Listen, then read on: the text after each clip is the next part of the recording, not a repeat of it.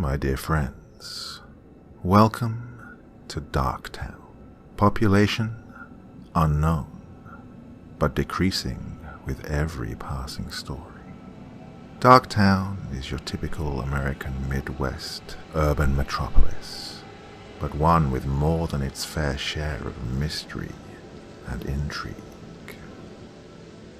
First up, we visit Credence, a young boy whose mother is about to give birth to his siblings, but as we know, things are never quite as they seem here on the streets of Darktown. So, what does it have in store for young Credence? Let's find out in our first story this evening.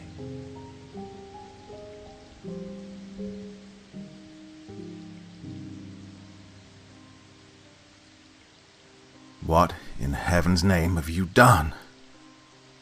The shrill voice echoed off the walls of the small room. Credence flinched. Taking a moment to make sure he wouldn't be caught, he pressed his eye back to the keyhole. Inside the bedroom were his mother, father, the township priest, whom he'd been instructed to call father as well, and two fat ladies who were something called midwives. The priest was glowering at Credence's mother. She was exhausted after her labor and could do nothing except look at him with frightened eyes. Credence wasn't exactly sure why the priest was yelling at her, or why she was crying. He wanted desperately to run into the room and hug his mother, but he didn't dare. Ages ago, when the fat midwives had arrived and helped his moaning mother into bed, his father had grabbed him by the shoulders and told him, "Stay put." So he had. Through 4 hours of horrid screaming, he'd waited outside the door, frightened but curious. Now the house was silent, save for the joint wailing of the newborns and the priest. "Sinner, blasphemous wench," the priest shrieked, waving his Bible this way and that. "My wife is no such thing," Credence's father roared. The priest rounded on him. "Really? Explain that monstrosity then." The priest pointed at the bundle in one of the midwife's arms. A red, squealing, contorted blob squirmed inside the blankets. The two twin girls were conjoined. Between them, they shared 2 arms, a torso, and 4 legs. They cried pitifully, life already bringing them pain so fresh into their existence. When Credence's father said nothing, the priest grinned in triumph. He pointed at Credence's mother again. "You've had relations with an incubus, woman. In the name of the Lord, you will be stoned for your sins." Credence gasped. He knew, even at 7 years old, what stoning was. How could his mother have done something to deserve that? He began to cry quietly, torn between wanting his mother and obeying his father. Credence jumped at the sudden loud noise from the front door. It seemed to shake the entire house. The adults on the other side of the bedroom door were immediately silent. Credence swore that the blood rushing past his ears had never been so loud. He was almost thrown to the floor as the door he was leaning against opened. His father stepped out into the hallway, listening. Inside the bedroom, the priest began to pray quietly. The knocking repeated, more insistent this time.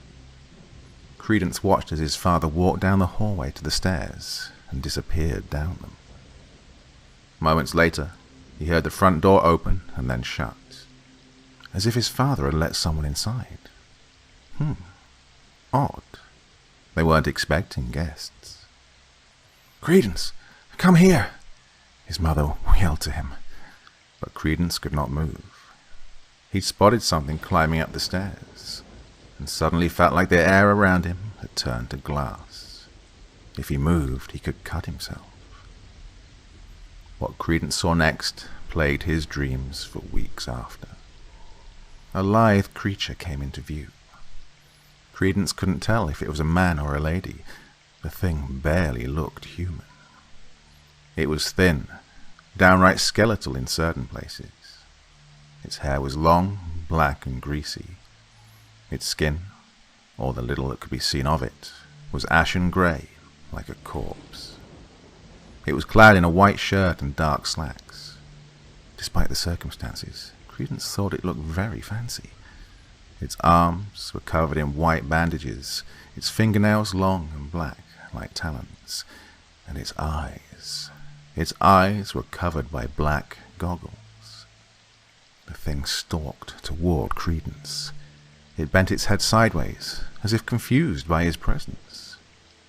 Credence shifted under its gaze, his stomach dropping straight through the floor.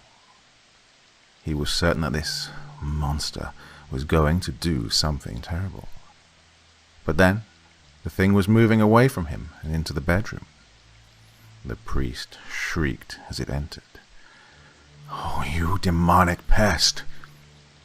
Without so much as turning its head, the thing grabbed the priest by the face and flung him across the room as if he weighed as much as his Bible. He collided hard with the wall, producing a very satisfying thump before slumping to the floor. The unruly distraction seemingly out of its way, the creature turned to the midwives, who were now trembling with fear. It moved toward them slowly, but with purpose. It reached for the twin girls, who had become considerably quieter since it had entered the room. Heart in his throat, Credence startled himself by finding his voice. "Hey!" The creature stopped, turning its head to face Credence as if to say, "Yes?" "Will you hurt us?" The creature shook its head, and Credence wondered for a split second how the damn thing understood him at all. He swallowed hard, choking out another question. Are you really a demon?" This time, the creature merely shrugged. It turned its attention back to the babies, reaching for them and gently pulling them out of the arms of the stunned midwife. It pulled them to its chest with surprising tenderness, a small smile forming on its lips as it rocked the twins gently back and forth. Credence half expected the thing to start cooing at them. After rocking the babies a few moments more, the creature gently placed them on the bed. Then it did something Credence thought was very strange. It pulled out a coiled tape measure from its breast pocket and measured the baby's length and width. Once that was done, the creature gently picked up the twins again, depositing them with care in the arms of his mother. Then it strode from the room, through the hall and back down the stairs. The front door shut with a bang. As soon as he was sure it was gone, Credence ran full tilt into the arms of his mother. Hot, fat tears streamed down his cheeks as he frantically demanded to know what had just happened. His mother held him tightly and sighed. "That was the Undertaker." "The what?" "Undertaker. It's, a spirit of some kind that lurks in our town." "It's a death omen," said Credence's father as he reappeared through the doorway. "It comes to a house and measures someone for a coffin. Then it leaves and comes back again when the coffin is done. Usually the poor sod is already gone by then." Credence couldn't believe what he was hearing. "So, the babies?" His father nodded solemnly, and his mother began to weep. The twins lived for 2 days more, every second of it painful. It was almost a relief to everyone in the house when they took their last shaky breath. At the very least, the babies weren't suffering anymore. After their passing, Credence stayed home to comfort his mother while his father went to announce the death to the priest. The priest had been adamant that the twins were still a Cambion, but had held off on stoning Credence's mother. Apparently being flung into a wall does wonders for judgment. His father hadn't been gone 10 minutes when that same knock from a few days before echoed through the house. Credence got up and tiptoed to the front door. His father had told him, "When the Undertaker knocks, you best answer." And he took that advice to heart. People who didn't answer the door made the Undertaker angry, and that wasn't ideal. He opened the door, and sure enough, the Undertaker was waiting on the other side. Under its arm, it held a very tiny coffin. It extended the sad little pine box to Credence, who took it without a word and promptly shut the door. And that wasn't the last time Credence saw the Undertaker. Occasionally, he saw it knocking on the door of some unfortunate person's home. Sometimes it had a coffin, sometimes it didn't. It came back to his own house, twice. Once to measure his dying grandmother, and once to measure his older brother who'd caught rheumatic fever. As the years went by, people began to desert the tiny town. Credence saw less and less of the Undertaker. When he finally moved away from the town, he hadn't seen it in almost 3 years. He was glad to be rid of the sinister omen. But a small part of him was upset, as if he was homesick for a place fraught with bad memories.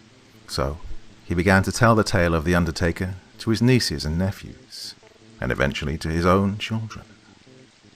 The story continued down the line for generations, eventually lending itself to my tender ears.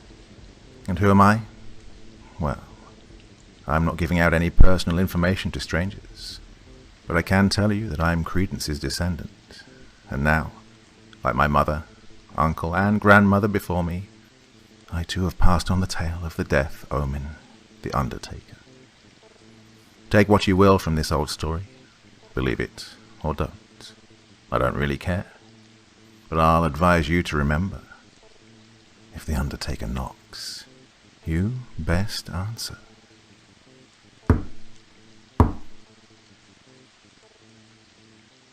Ah, so good of Credence to pass on the traditions to the younger generations.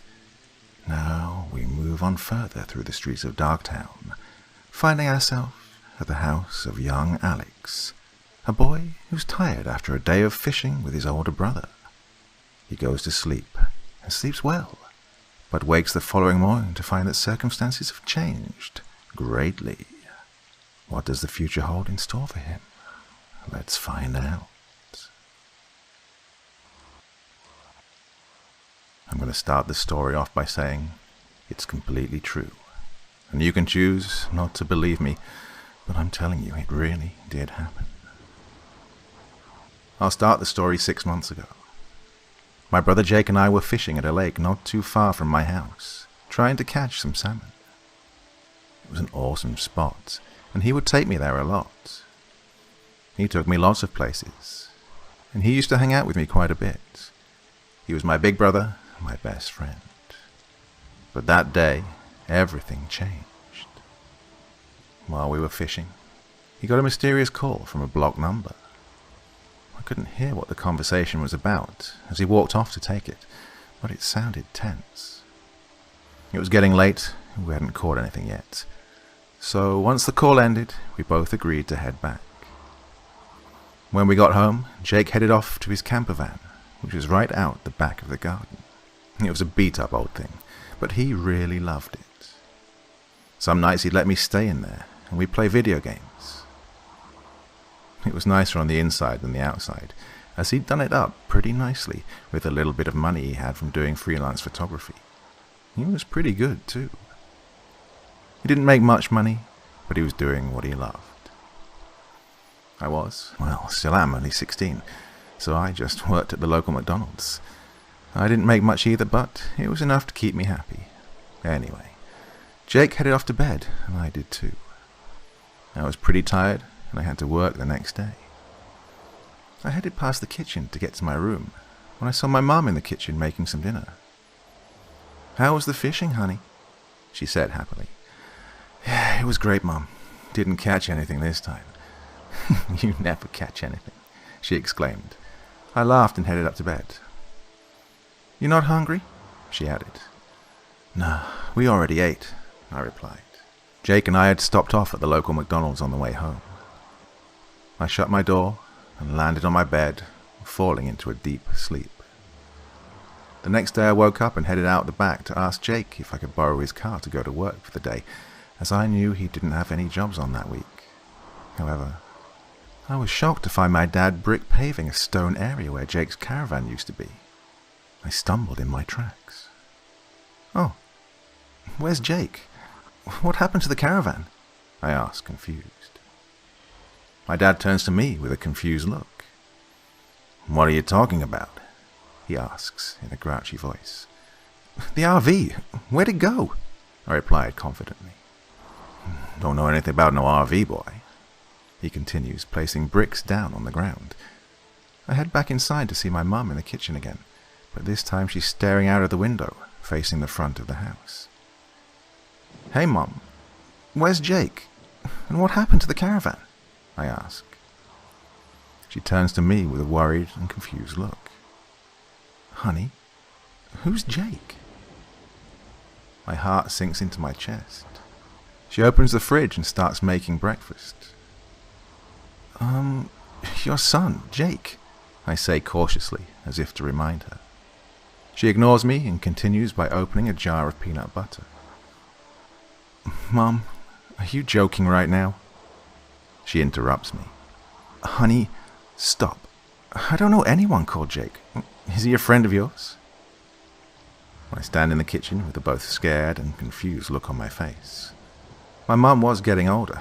Maybe she'd just forgotten for a second. But, no, how could you forget your own son? And that doesn't explain why my dad didn't know what I was talking about either. "Don't worry about it," I said, heading off up the stairs. I walked through the hallway and looked at the large array of family pictures along the wall.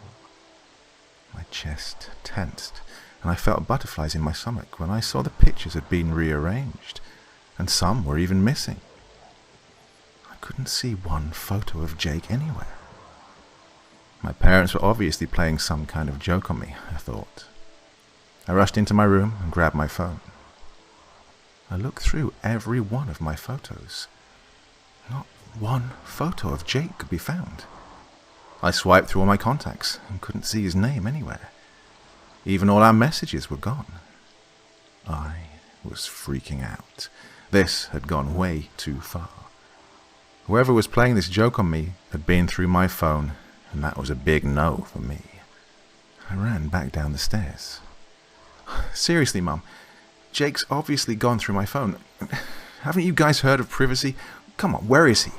I say, slowly losing my patience. "Alex, you're worrying me. Are you feeling okay?" she says softly. I look at the clock and notice the time. "Whatever, I'm late for work. Can I use your car today then?" I asked. "What's wrong with your car?" she said, confused. "I don't have a car," I say, exhaling and rolling my eyes. "What about the Nissan?" She points outside. "That's Jake's car," I snap at her. "Whatever, I'm taking it anyway. He's obviously not here." I grab the keys off the kitchen bench and head to work. At work, I couldn't take my mind off Jake. Why would he joke around like this? What if something happened to him? What if I was going crazy? Why would he move the caravan? Was he moving out? I had no idea. Then I remembered Jake's Instagram that he used for his photography.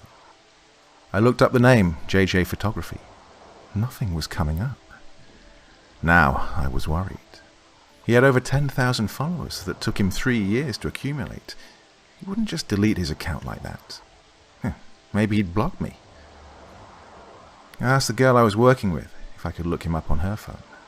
But once again, there was nothing. What the hell was going on? Once my shift was finished, I headed straight home. Still no sign of Jake. Now, I'd confronted my parents many times, and all they did was look at me like I was crazy. It's been 3 weeks now, and there is no sign of Jake anywhere. It's like he never existed. No text messages, no photos, nothing. My parents were starting to think I was going crazy. I needed to find out what had happened to him. I've contacted the police, but they say he's over 18 and they can't do anything about it. He has the right to go missing, they say. I'm convinced something terrible has happened to him. He wouldn't leave me like this. We did everything together. He had so much going for himself. God, I was convinced my parents were involved. I would try to talk to my dad, but every time I mentioned Jake, he would get angry and tell me to stop talking nonsense. I asked my neighbors if they'd ever seen him, just to prove that he had existed, but most of them are elderly and were no help at all. I just couldn't find any of Jake's stuff anywhere, as it was all kept inside his caravan. Other strange things started happening around here too. Like, one night, I was walking past my parents' bedroom to go to the toilet, when I hear them whispering to each other. I couldn't quite make it out, but I distinctly heard my mother say, "What are we going to do with him?" My eyes widened, and I quickly tiptoed back to my room as fast as I could. I lay in bed, trying to figure out what she'd meant by that. Had they done something to Jake? Was I next? I stopped trusting them after this. I knew they were involved somehow. I'm not crazy. I would always catch them looking at me from the corner of my eye. My idiot dad never leaves that garden. He's built a gazebo patio area out on the area where Jake's caravan used to be. I always knew Dad didn't like Jake. They couldn't wait to get rid of him. Always trying to get him to move out. They were always arguing with him. I took pity on him most of the time. He had it tough as the oldest child. They've always been more strict on him than they ever were on me. Then, one day, while I was at school, I remembered something. When Jake and I were kids, we used to play down at the old forest at the back of my school. I skipped class and headed to the forest. I was looking for something. An old tree that we used to carve our names into. It was a large pine tree, right in the middle of an opening. I ran to where I remembered the tree being, almost tripping over in the process. Sure enough, there it was. A large bark-stripped oak tree with letters carved into it. And right next to my name was Jake's. I knew it. I knew he existed. I headed back home to confront my parents, but was met with an out-of-place white van on our driveway. When I walked in, I heard people talking in the living room. As I turned the corner, I see a tall old man wearing an even older suit, sitting down talking to my parents while two mean-looking men in white uniforms stood on either side of him. The old man, wide-eyed, started talking. "Ah, here he is. The man I've been hearing all about. How are you, Jake?" My heart stopped. "Who the hell are you? My name is Alex," I say as confidently as I can, but it comes out shaky and unsure. My mother and father looked at each other, concerned. "Sit down, Jake. Come on." My mother holds out her hand. "Yeah, come on, son. Everything's going to be okay," my dad says, walking over to me. "Get the hell away from me," I say, stepping back nervously. The two men look at each other. The old man signals them to get me. As one of the men approaches me, I shove him away. "Come on, Jake. It's easier if you just come quietly," one of the men says. I try to run past him out the door, but I'm stopped by my father.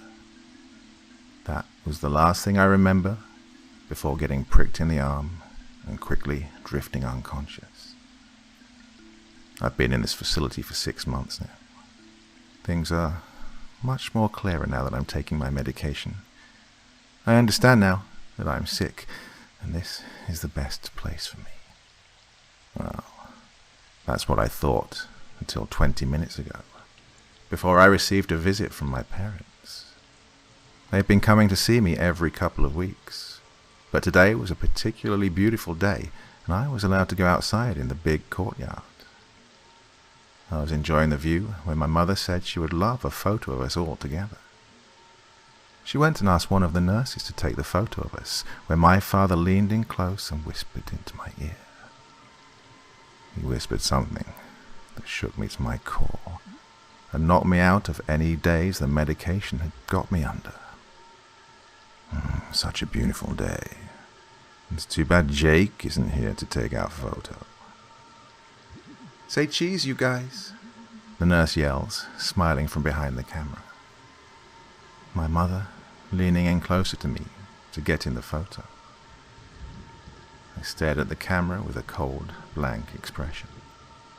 I was staring at the camera my mother gave the nurse to take the photo. The same camera that my older brother Jake used to use.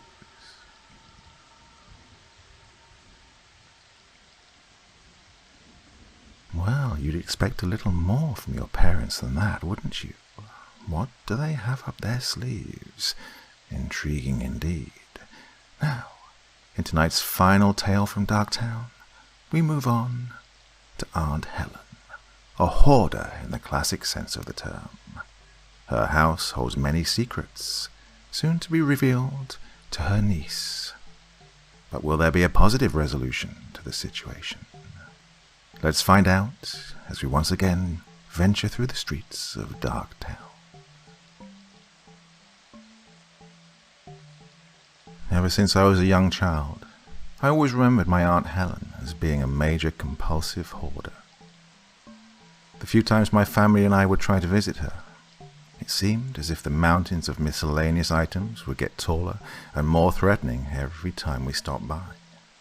Now, if you've ever seen the TV show Hoarders, you'll notice that many of the featured hoarders are middle-aged to senior women who are overweight and holding grudges from decades ago. That was my Aunt Helen. Even though she was struggling with a mental illness, I couldn't bring myself to feel sorry for her. After all, she had brought this upon herself, cluttering up her only living space. If we wanted to help her, she had to want the help we were offering. But every time we tried, she majorly declined.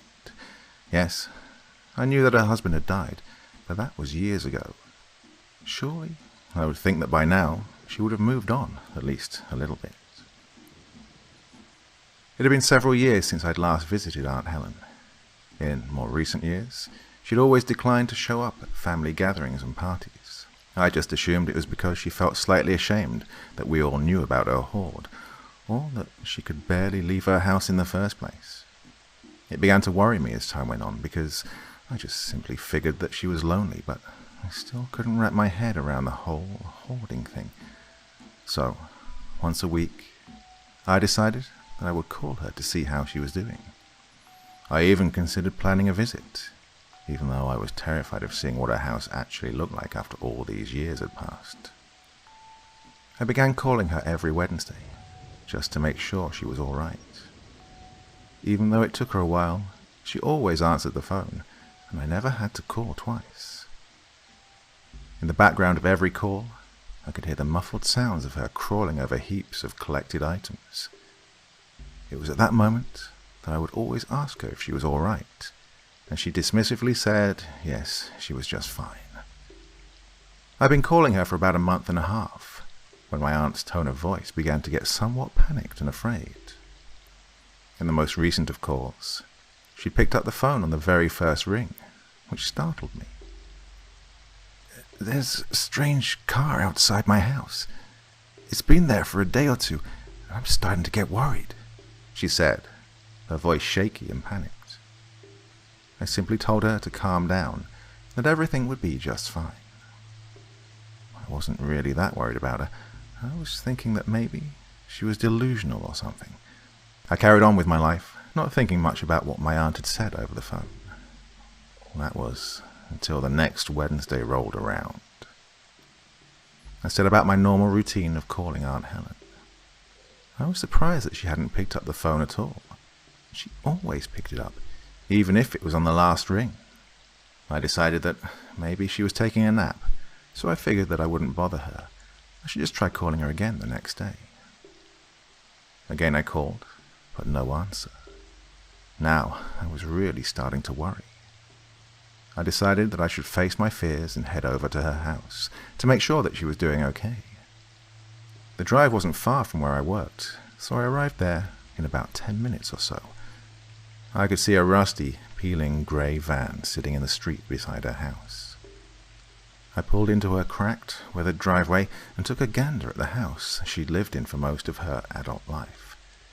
It was painted a dingy, peeling white, with dusty windows and weathered shingles. It wasn't the outside I was the most worried about, though. I swallowed hard and made my way up to the front door, lightly knocking. No answer. I knocked again, but louder this time. Still no answer. I took a deep breath and decided to step into the house. I began trying to push the door open, but it barely moved. I pushed again, harder this time, and the door only moved a tiny bit more. I tried one final time, using all my strength to push the door open just enough to squeeze myself through. I gagged and nearly vomited at the putrid smell that filled my nostrils. It smelled like rotten food, decay and fecal matter all mixed into one.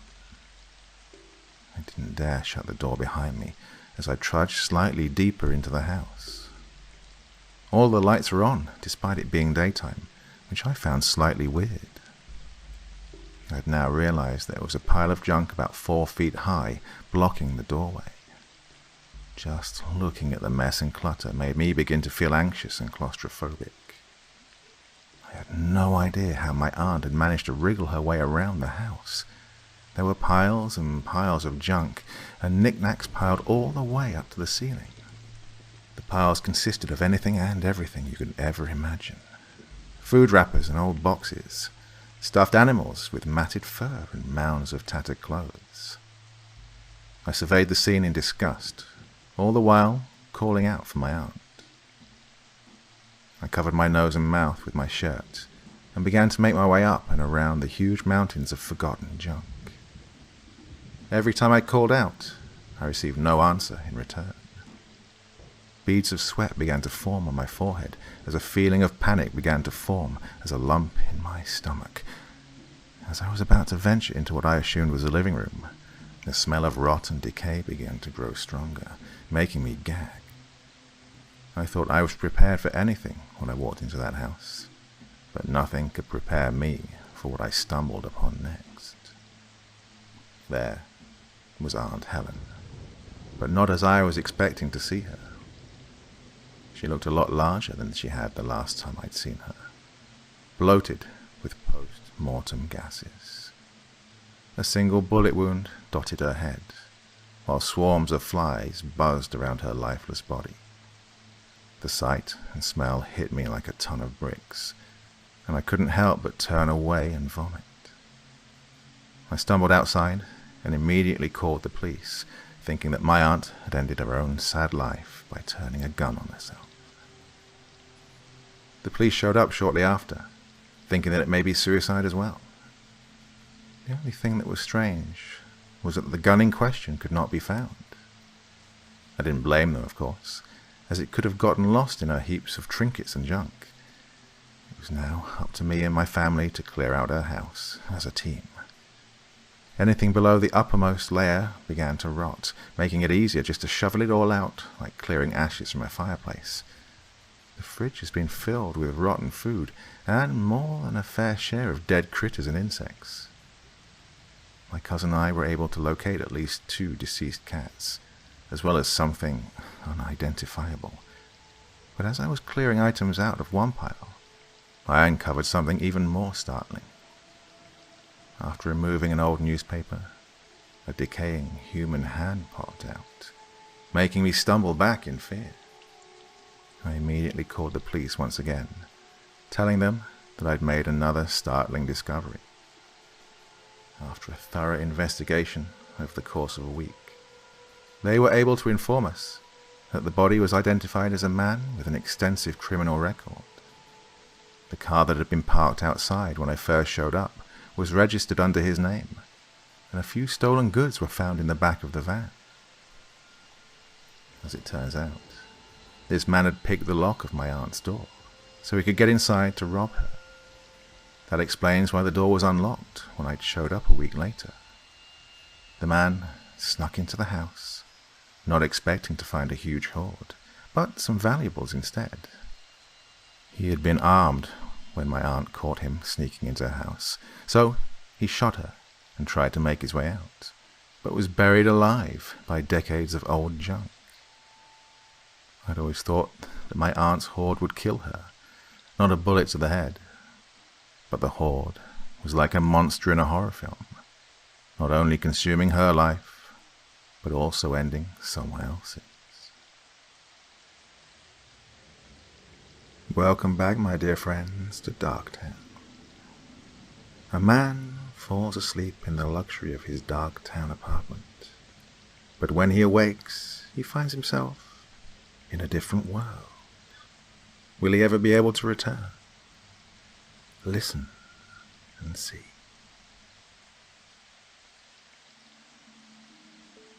Terror is coming home to find that everything you own has been replaced with an exact copy. Renowned horror novel writer Stephen King is quoted as saying, "Perceiving threats through natural intuition helped our ancestors to stay alive. Most of the time we can quickly guess if something is a threat to us or not, such as a falling boulder or having a gun pointed at us. There is that space between what we think is a threat and what is not one. This is vagueness or ambiguity. A dictionary definition for ambiguity is the quality of being open to more than one interpretation. Inexactness. Our brains can't exactly guess if something is a threat by looking at it, like a creepy mask or a clown. There is nothing wrong with a mask or a clown. There's just something a little off about those two things. It's just unnatural. Let's say that you walk down the stairs to get yourself a glass of water in the middle of the night, after everyone else has gone to bed. It's so dark in your house that you need to have a hand against the wall just to get downstairs. You start to hear little noises that you normally would have ignored because you've heard them so many times. All of a sudden, you hear and feel breathing on the back of your neck when you thought you were alone, and turn around to see nothing there. Well, something happened to me that might never be explained. This experience wasn't some kind of lucid dream or a hallucination. It was real. I was in shock, and it took a little while for my mind to reason with itself and accept the alien situation that I was in. How else would I just wake up one night with a tattoo of the number 3 on my upper thigh in a place that I've never been to before? A week ago from tonight, I woke up to find myself strapped to a chair with a black blindfold over my whole face. I thought I was hearing voices that sounded exactly like my own. Next, some unknown force took off the blindfold, and I found myself in a dark room where I could barely see a single thing. A light then abruptly appeared and made a humming noise, and I saw that I was in a small room surrounded by 6 other people, all of whom looked exactly like me. We were all silent. We had no idea what we could say that would be relevant to what we were seeing. "Hello," a muffled voice said over an echoing speaker. "You are all probably in shock at this moment, and have nothing to say that would put any of you at ease. You may notice the similarities between yourselves." "Where the fuck are we?" we all said in unison, and then sharply went quiet because we were so shocked to have had the identical reaction. Jinx. "It's all right. Your reaction is completely normal. Who we are is unimportant. It's the question of who all of you are is what you should direct your attention towards. Are all of you you? Or are all of you individuals, just like someone you may make awkward eye contact with on the street? The mysterious man was not making any of us feel better. After all, we'd all woken up strapped to chairs in a dark room and found 6 other people in the same situation that all looked and talked exactly like me. And I had nothing to worry about. That's madness. Like I said before, anything that I say by this point will not aid in calming any of you down, so it would be useless to even attempt to do so. There is just one explanation I will give you before we all leave. There are 7 of you joining us here today. All of you appear identical, down to that little freckle you have on the back of your left hand. I looked over to my left hand and saw that there was that little freckle right underneath my pointer finger. The truth is that almost all of you are copies. There is just one exception. By this point, I was, for some weird reason, actually starting to calm down. I must have been the real me. Isn't it obvious? You are all, by this point, assuming that you are the real you. Am I right? This is where you are wrong. How could I be wrong? I must be the actual Joel. I know that to be a fact. I have all of my memories, don't I? What were the rest of these people thinking? We took the original one of you and copied your consciousness into the 6 other bodies that we created. And then we strapped you all to one of these chairs. You will all be set free, and you will not be harmed by us ever again. But there is one catch. One of you will be able to go back and live your life the way it was before, and all of the others will need to start over. The ones of you who aren't so lucky to end up back in the place where they fell asleep will probably start planning to go to where you live now and replace yourself with the person who is living the life that you believe to be your own.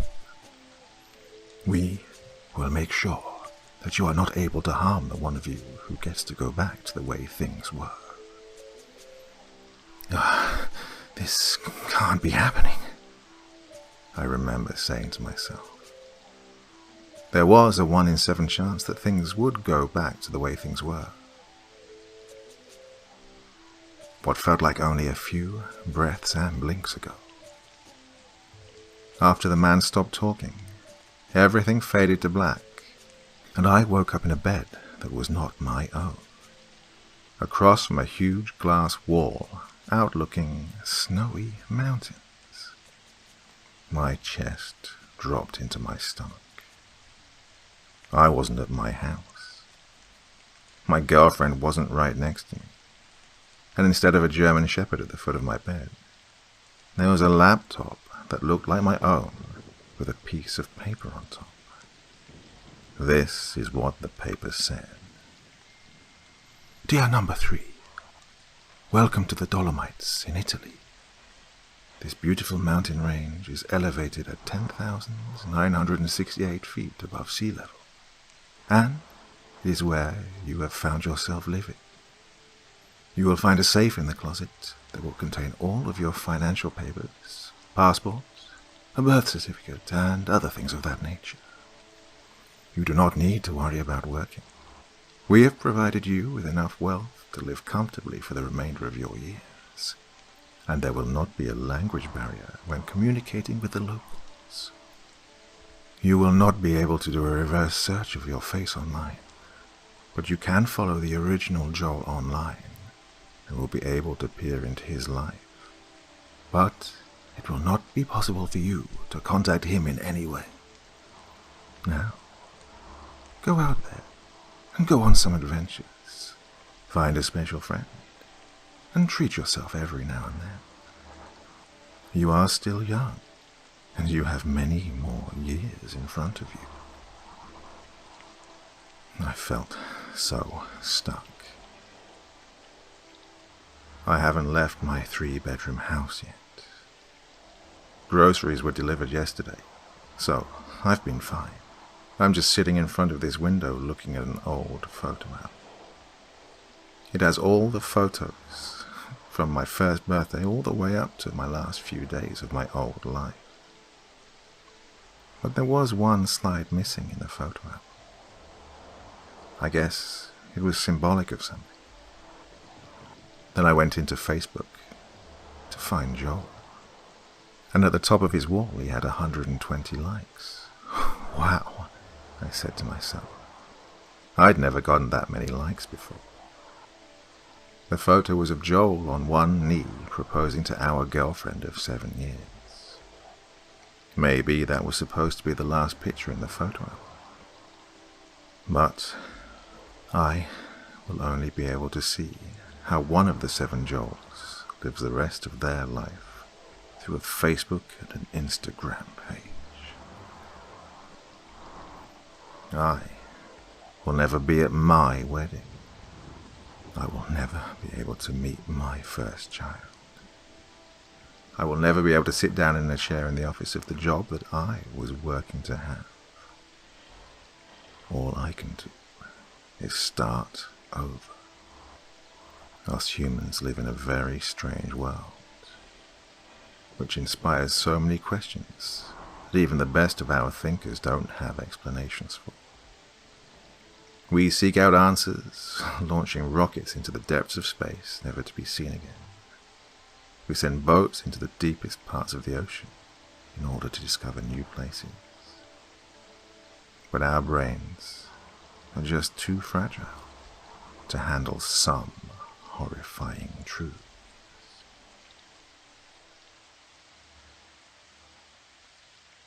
Well, do you think he was the lucky one who got to return to Darktown? Maybe his luck was in not being the one to return. In our second story this evening, we investigate a case of sibling rivalry gone bad.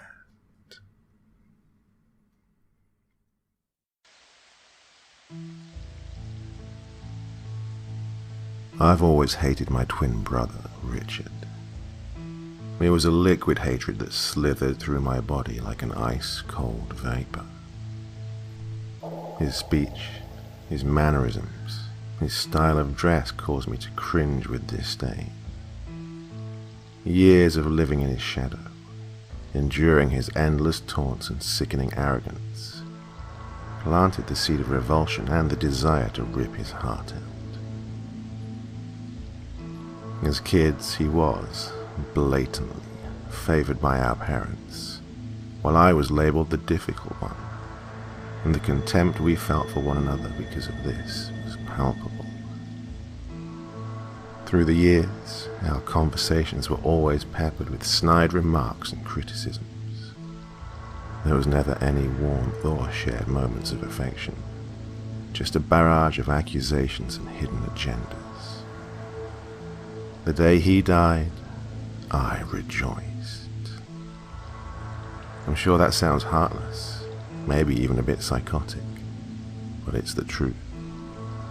There was no outpouring of emotion or tears of sorrow. I lacked any feelings of remorse. I felt nothing.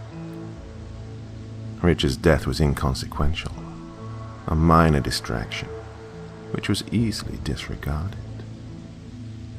I viewed my parents' overwhelming grief as tedious. Their constant whimpering made me want to vomit. I would snicker under my breath whenever they would mention my brother's name, and then crumble into an emotional heap. Their devastation was always met with a drawn-out yawn, and a vindictive smirk, because I knew how much these people despised me. I was a reminder of what they had lost, and it was delicious. At his funeral, I looked on with eyes clouded with amusement as I watched my mother make a spectacle of herself by collapsing onto Richard's coffin and repeatedly screaming, "Why?" As my father tried to console her, our eyes met, and again I smiled, for I knew the truth. They had murdered the wrong son.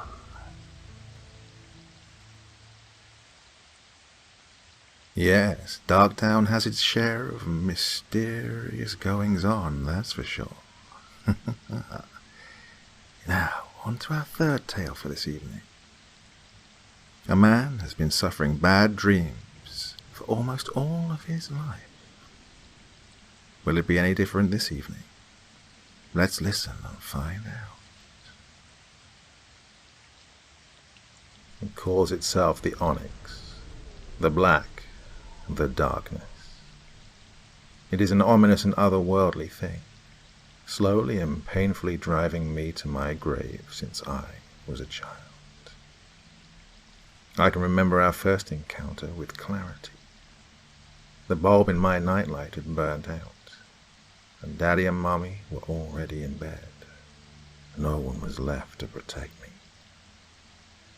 The creature walks hand in hand with the darkness of night, undetected, unexpected, yet perpetually feared. You see, this entity preys viciously on the weak of mind, the innocent, the unknowing.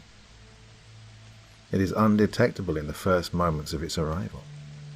No warning is given, no chance to prepare. It is simply there with you, whether you want it to be or not. It's followed me for years now.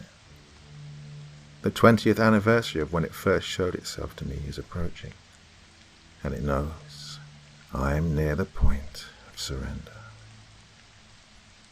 The Onyx has mastered the art of enforcing psychological exhaustion upon its victims. Things go quite smoothly for it when it has known you since your childhood, as it has me.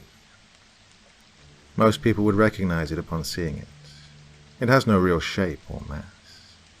It's just that dim, wispy cloud of hellish darkness crawling up your bedroom wall and looming in silent weight of your surrender to weariness from the day.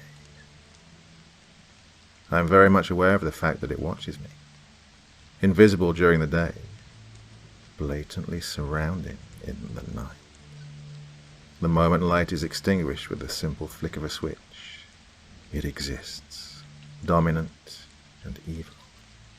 The Onyx has been gracious enough to inform me that tonight will be my final encounter with it. Not that it's going anywhere, only me. I have no say in the matter, no control. I am under its merciless command. I am given no choice but to accept my fate and my final task, to lie in agonizing wait of the final visit of the Onyx. I'm starting to shiver. Oh God, I can already feel it. The sensation of several weights laid across my body is abrupt and powerful, pressing me into the mattress. I can't move. My muscles have stiffened to stone. I dare only to move my eyes, and I watch as the Onyx slithers under my closed door and into the room. It watches me from the foot of my bed. I am helpless, ensnared vulnerably with its insidious contemplation. It makes its way to the side of the bed, then arches its grotesque form over me, slithering what feels like a skeletal hand over my body. It towers over me, and its darkness overtakes me in its entirety one last time.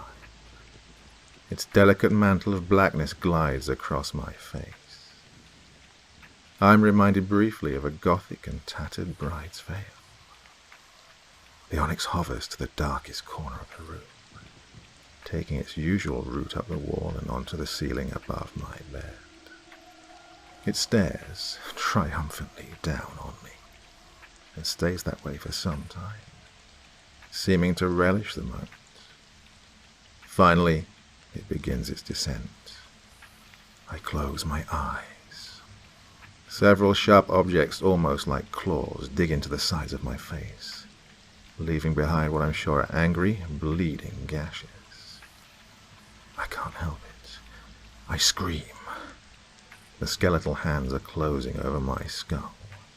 Then, suddenly, what feels like a third hand, decked with needle-like fingers, forces itself down my throat. I gag and shriek hoarsely as the spindly fingers dig through my insides, burning and tearing with every careless movement. Distinctively, I feel the hand move with purpose as it closes over my panicking heart. It has me. The fingers tighten. My vision turns black. A strangled cry beyond my own recognition escapes my obstructed throat. The claws gripping my head begin to tighten as well. Pressure builds inside my brain as the skull begins to crack. I experience every little split, every microscopic break. Warm liquids trickle down the sides of my face, into my eyes, into my open mouth. My body is made of agony. And then there is nothing. They find me like that a few days later, eyes glazed and mad with anguish. Skull in shards with unknown fluids leaking out, blood seeping from the ragged lips and gathering in a large pool on my bruised, unmoving chest. Mysterious, ink-black handprints stain my skin in various places. My heart, they discover, is oddly missing. Gone. Nowhere to be found. What could have done this? The officers and investigators ask one another. The remnants of my eyes roll around rapidly in their sockets, looking frantically in all directions. It's right in front of you, I tell them. But their ears are deaf to my warnings. Their eyes are blind to the things of this netherworld of darkness and ceaseless torment. I watch the creature follow them out as they leave the gruesome scene of my demise. The creature. My second shadow. My lifelong stalker. My executioner. The onyx. It's all around you. It will never leave you. Take my word. Take the word of its claimed victim. You will see it. Just wait until dark.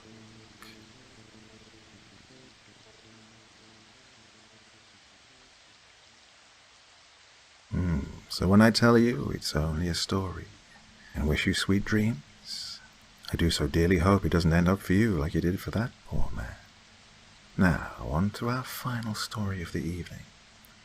One of Darktown's fine members of the police constabulary is worried about a strange figure that he sees outside his apartment. He's also worried about home invasion. Where could this all lead? Let's listen and find out.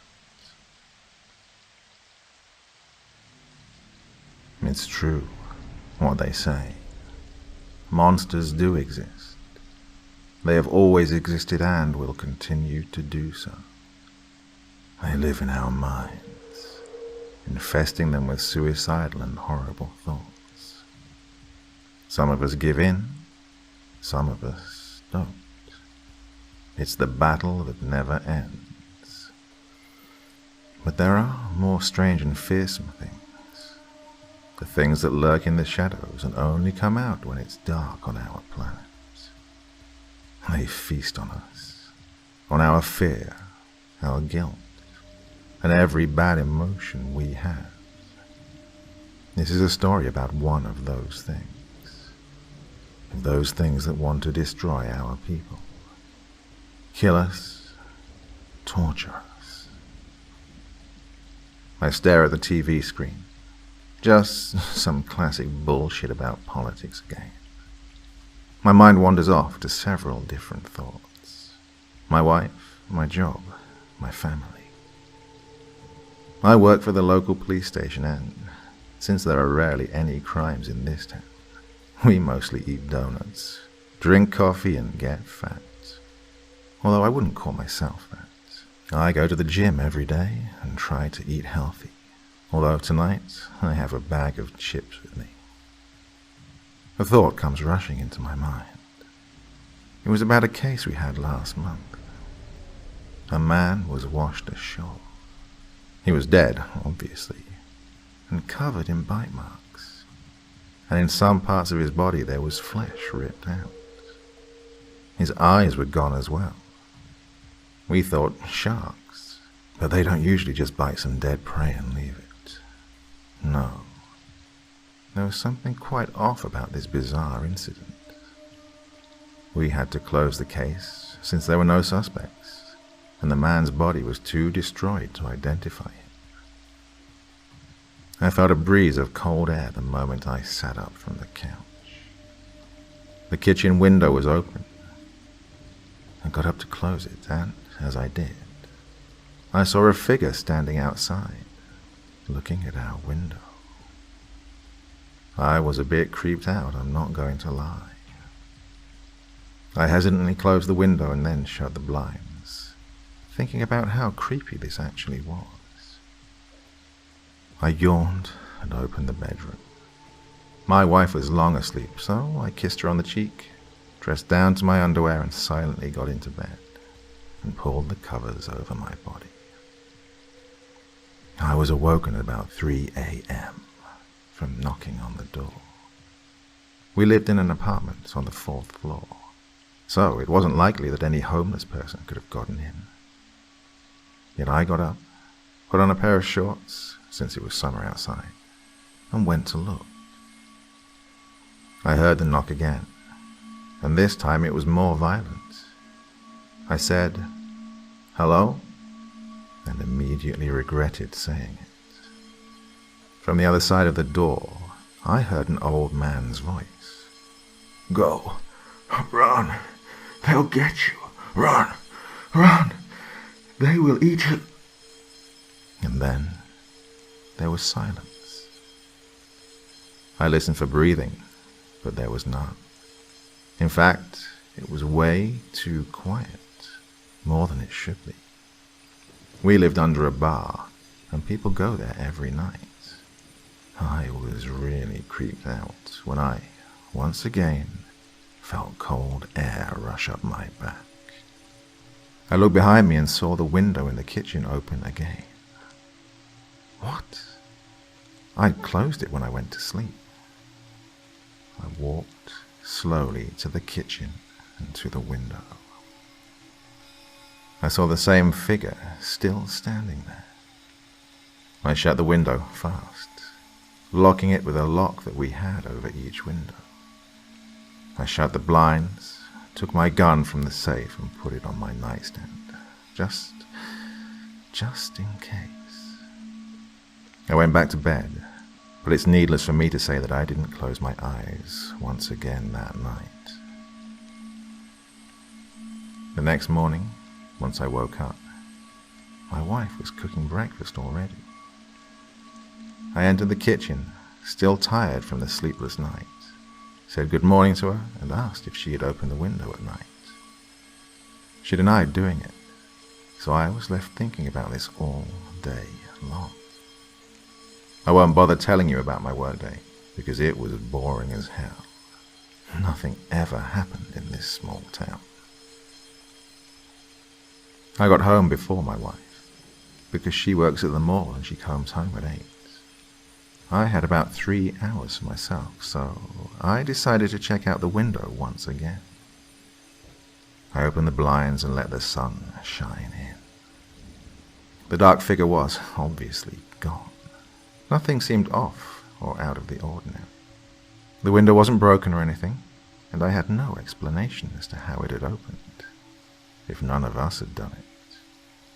We don't have strong winds here. Not ones that will blow open a shut window. Definitely not. I was confused. Things like this just don't happen. I don't believe in ghosts or anything like that. I decided to throw some bad thoughts out of my head and go out to smoke a cigarette and wait for my wife to come home, since she only works a few 100 meters away from here and she's on foot. Once she gets home, we order pizza for dinner, watch a movie, and do adult stuff. Talk, laugh, drink a bit. We go to sleep at around 1 a.m. and I check the window before we do so. It's shut. No figure standing outside this night. I go to the back door and check the lock on the door as well. Locked, and no sound outside. I go back to the bathroom, turn out the lights, and jump into bed. I feel cold. I wake up. My watch is unplugged. I turn around and see the bed beside me empty. A cold sweat is rushing down my spine.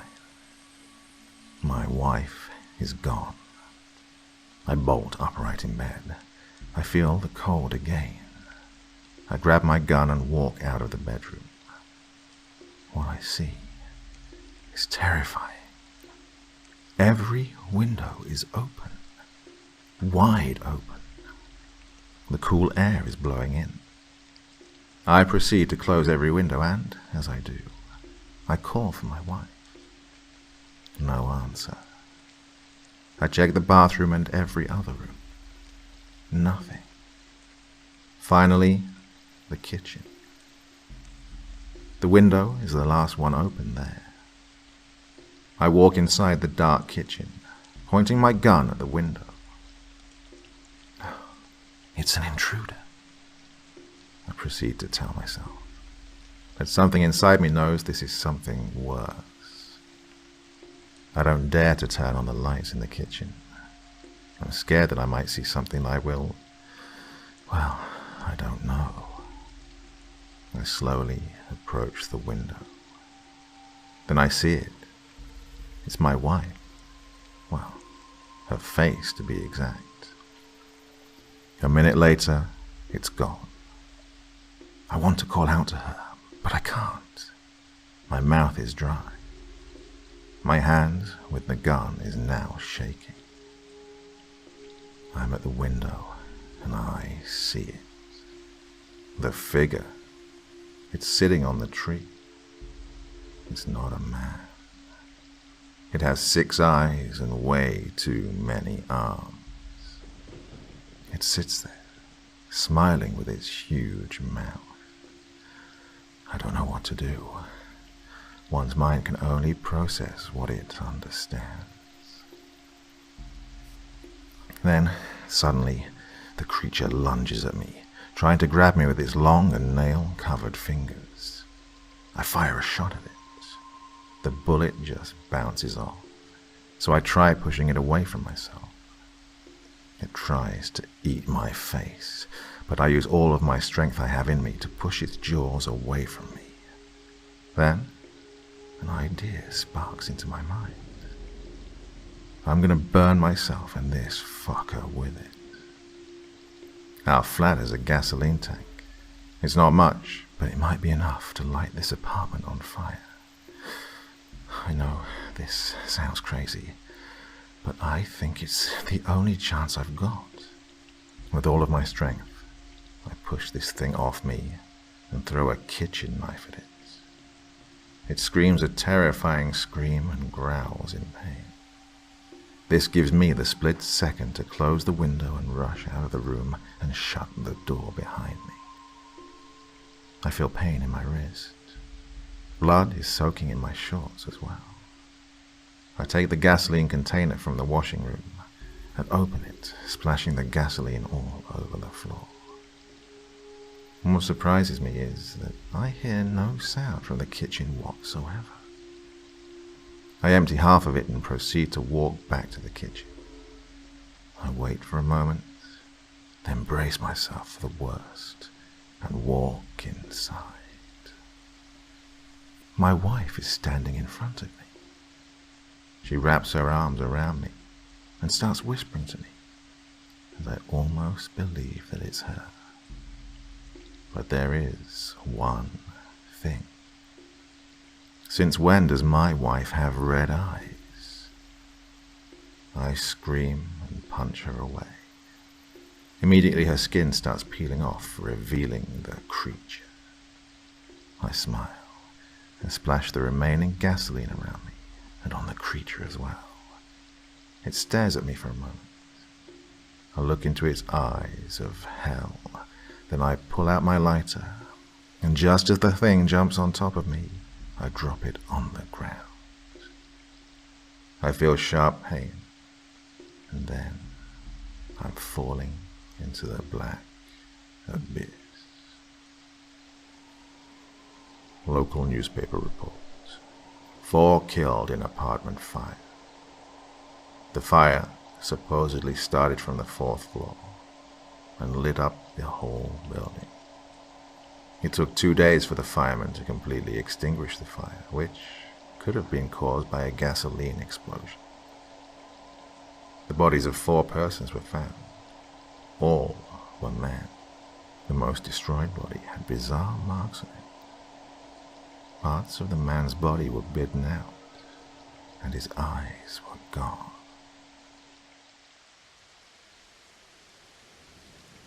We join a man who has a little time to reflect on the decisions of his past and how they have led him to his current predicaments.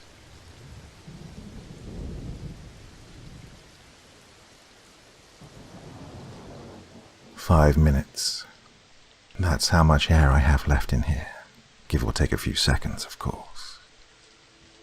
I don't have access to a clock to see how long I've been in here. I do know this room holds enough air for roughly 10 minutes total, once sealed completely. I wasted my first 5 minutes trying to escape, a feat I am well aware is impossible, and actually quite stupid. I've resigned myself to this fate, unless she has a change of heart, which is doubtful to say the least. She caught me completely by surprise. I'm almost in awe of her planning. I never once suspected she was anything other than what she appeared to be. I guess that's why they say you should be cautious of who you meet online. 4 minutes now. That's if I can remain calm.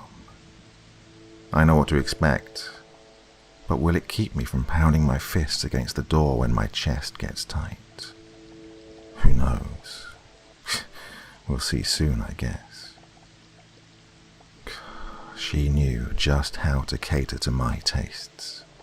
Blonde hair, blue eyes, goth chick. Something about the light-dark contrast appeals to me. It helped that she looked familiar. I couldn't quite place who she was at first. She played a good role and got the best of me.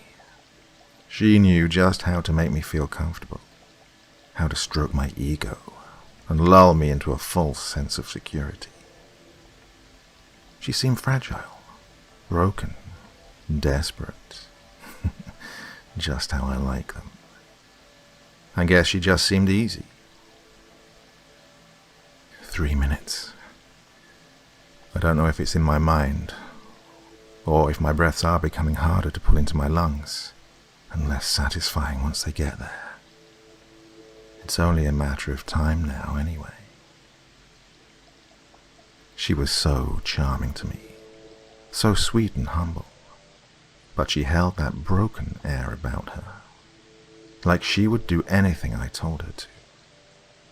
I even considered asking her to join me in my work, as an assistant of sorts. She was just so damn obedient, not like the others before her. She didn't try to run off or act like a bitch to me. I think that's what did it. That's what made me let my guard down. So young and beautiful. My old eyes were blinded by lust, and strangely, hope for the future. Hope that she would be the one that I could keep, teach, and mold into the perfect life mate. Life can get lonely for a man of my tastes. 2 minutes now. There's no denying that the oxygen level is dropping. My chest is starting to burn and panic is clawing at my brain, insisting I try again, insisting if I plead long enough she'll open the door. I've kept it at bay so far. I know pleading won't work. She sees me for what I am.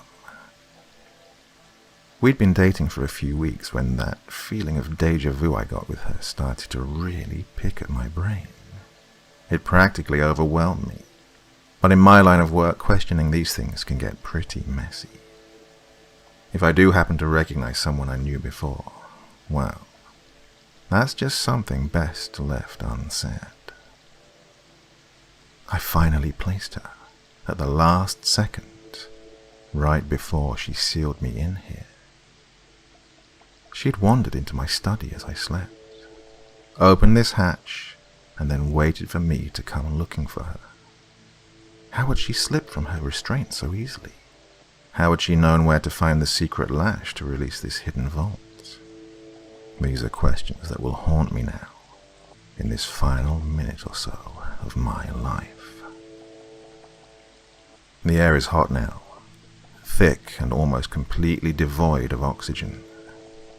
My chest is burdened by an unbelievable weight, and black dots shower my vision.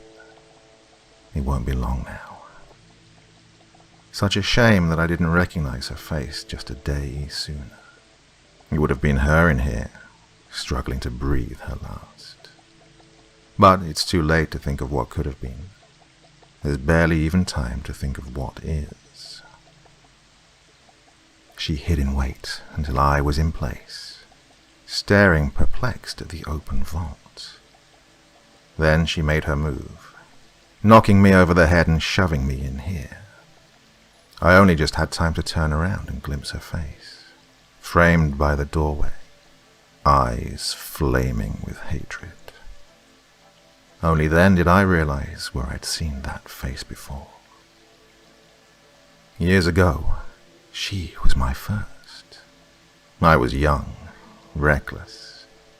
I know now that I was also too kind. I forced her inside this same vault that will come to be my tomb. But I let the little girl live.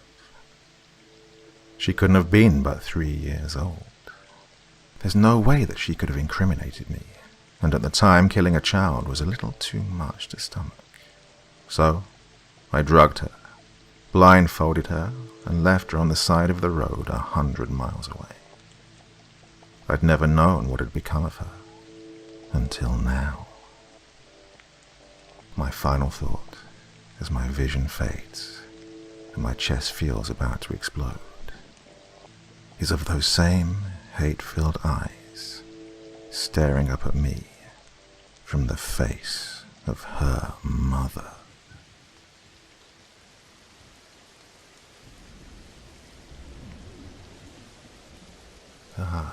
They say we never forget a face, and how true that seems to be. Pity it was a little bit too late for him.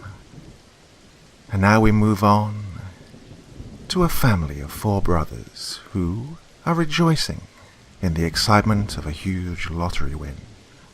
But as we are in Darktown, we'll see that not everything ends well.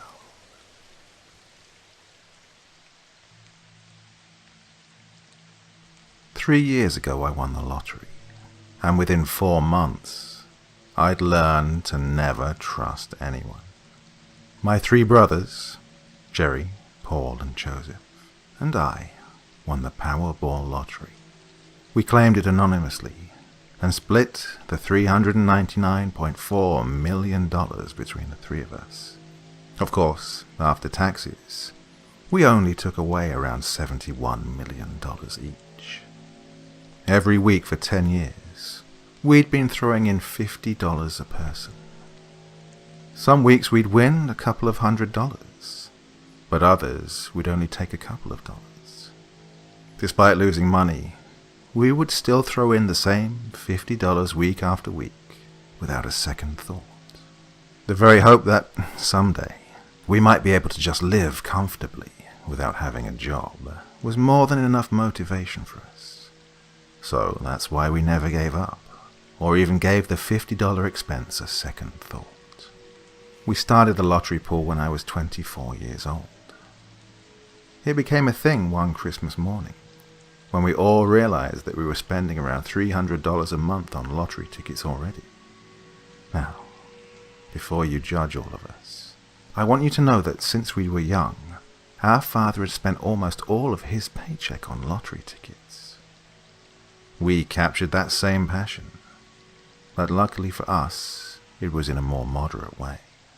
Joseph and I have always been the closest, since Paul and Jerry were both more than 7 years older than us. Joseph and I only had a 2-year gap between us. It meant that we argued and fought the most, but at the end of the day we never complained about having to share a bunk bed with each other. No matter how much we argued that day, we would still talk to each other until we fell asleep every single night. We were the ones that actually got everything set up for the lottery pool, and he was the one that convinced Jerry and Paul to join in, so that we could have a better chance. We made ourselves a few simple rules, in case we won, and how we would go about getting the tickets. Number 1.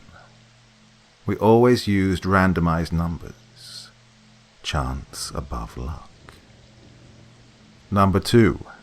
We would buy the tickets in a turn-based system. Jerry, Joseph, Paul, and then me. Number 3. No matter who turned in the numbers, we would always split the winnings 25% each. Number 4. If someone was unable to participate that week, they would not be included in the winnings. For 10 years, we faced almost constant failure. The most we won was around $1,200, but if you added up all the money we'd spent until then, it felt like we were just throwing our money away. For some reason, we still kept doing it without any sort of hesitation. The person who was in charge for that week to purchase the tickets always found the $50 from each of the other people. So, 10 years later, and I went into the convenience store that was right by my house and purchased the 200 quick pick lottery tickets. That Wednesday, I sat in front of the TV while the numbers were being called. I wrote the numbers on a notepad and scanned through every single ticket. When I found one ticket that matched every single number, and in the right order, I stared at the 2 pieces of paper. I checked the ticket over 100 times, just to make sure that the ticket I was holding in my hand was the impossible goal my brothers and I were shooting for. I called all of them within 10 minutes, and within an hour, all of them were standing in front of me staring at the lottery ticket. Paul asked me if I was pranking them, but I convinced him that I really wasn't. Jerry's whole body was shaking with what seemed like absolute excitement, and Joseph walked up to me and gave me a hug while telling me that all of our lives would finally get better. We all decided that the cash option would be the best for us to split it equally. And once we got the cash, the first thing we did was split 4 ways on a new house for our mother and father. I have never seen them so happy than the day that we surprised them with their new house. My father fell into tears while trying to explain how much it meant to him, while my mother gave each of us hugs while telling us how great we were to them. With all this newfound money, life was great to me until a month and a half later, when Paul was found floating in his outdoor pool. His neck had been sliced open, with the head of a rubber duck poking out of his open neck. Joseph came over to my house the next day to deliver the news, and when I heard about it, I just wanted to cry over the loss of Paul.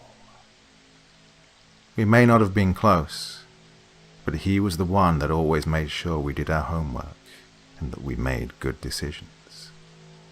Every time any of us thought about doing something reckless, Paul wouldn't try to stop us, but he would try to talk to us and tell us that he thought what we were doing was absolutely foolish.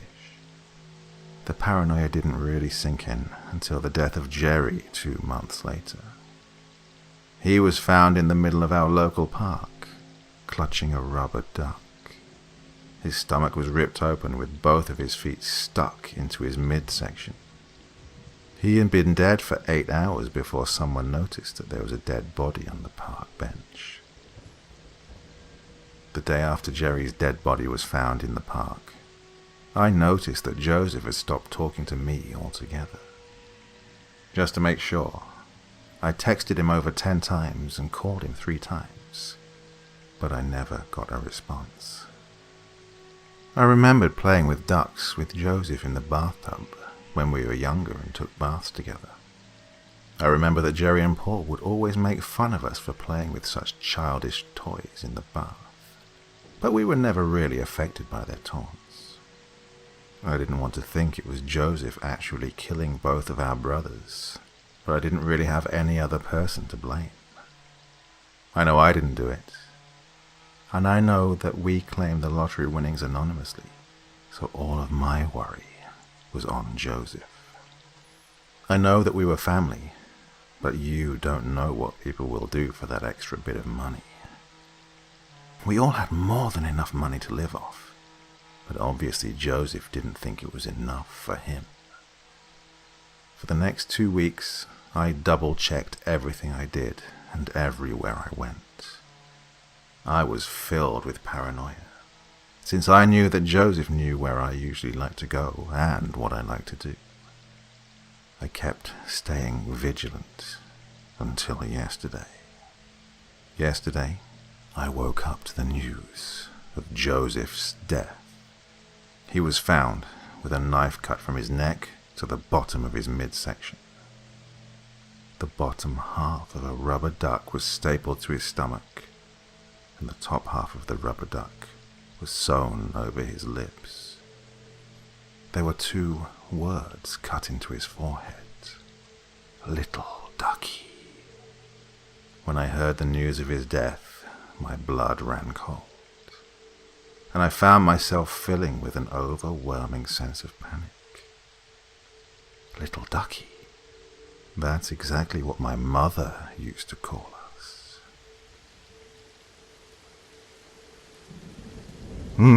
Was that a case of keeping your friends close but your enemies closer? No one can be trusted in Darktown. So, on to our final tale this evening.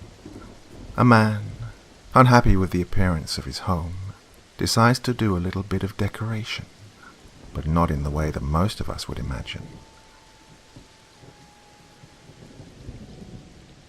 I walk past the noose in my living room every day. It's been dangling from a hook I've hammered into the ceiling over the coffee table.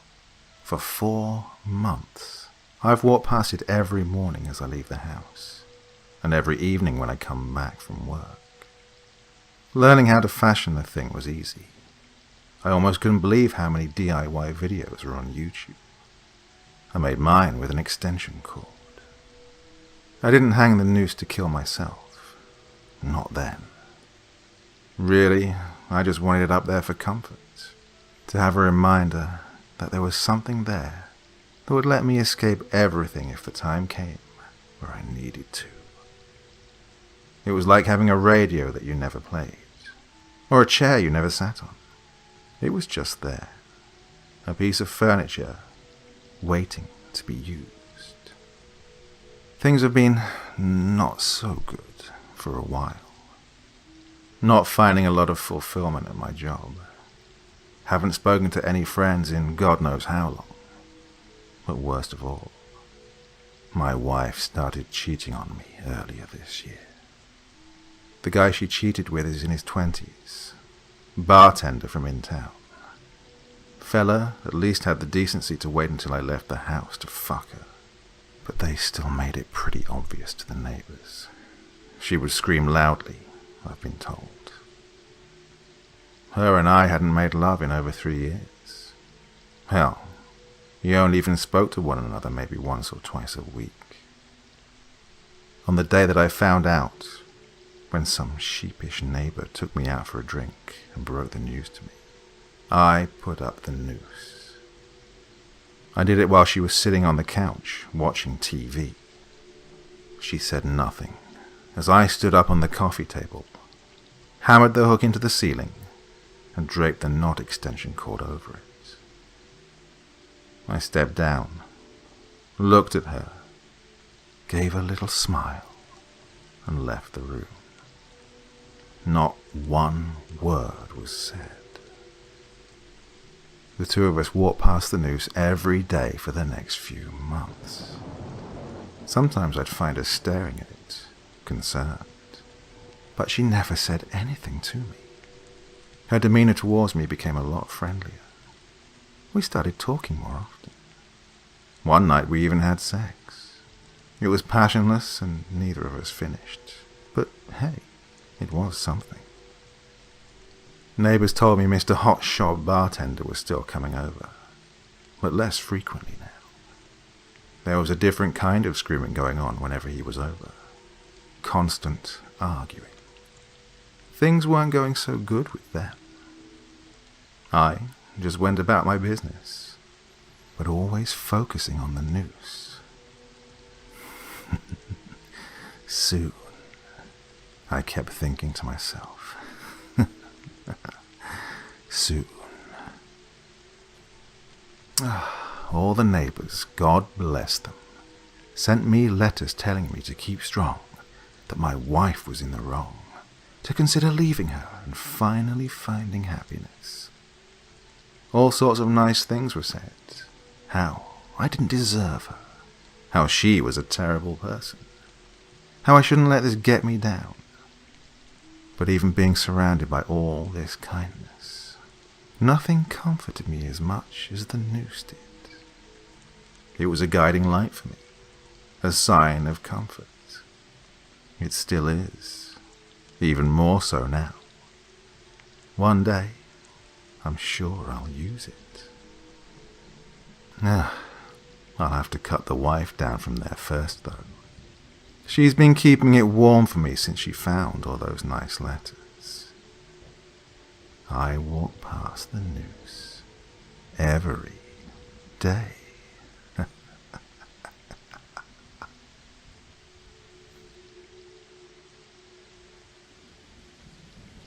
On our last visit, we ended up in the suburbs and witnessed some poor, unfortunate events that led to murder. This time we venture slightly further out and into the largest wooded area of Darktown, and specifically to a path known as Sarah's Trail. What secrets does it hold, and what might we find there? Let's see.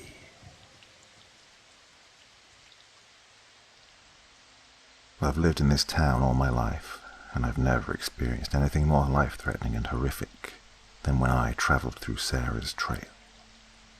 I was only 16 at the time, and a real adrenaline junkie.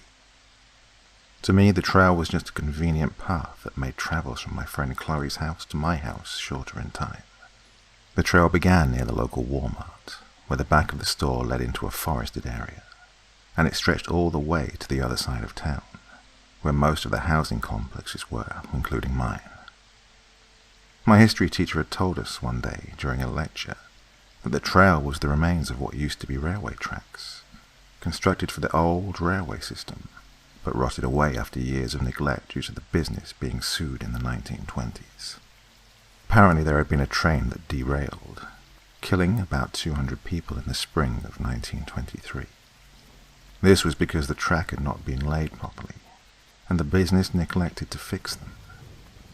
But that wasn't the only dark history behind the trail.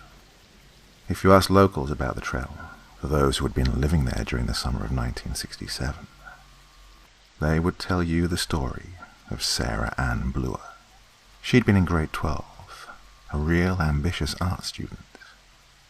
She'd worked on the church mural downtown, her signature painted among the rest of her peers as remnants of a lost, spirited youth. One night she decided to sneak out, which, according to her mother in later interviews, was unlike her, to attend the end-of-year party being held by the prom queen of 1967. During the party, Sarah decided to leave early and make her way back home using the trail, her mind in a drunken state.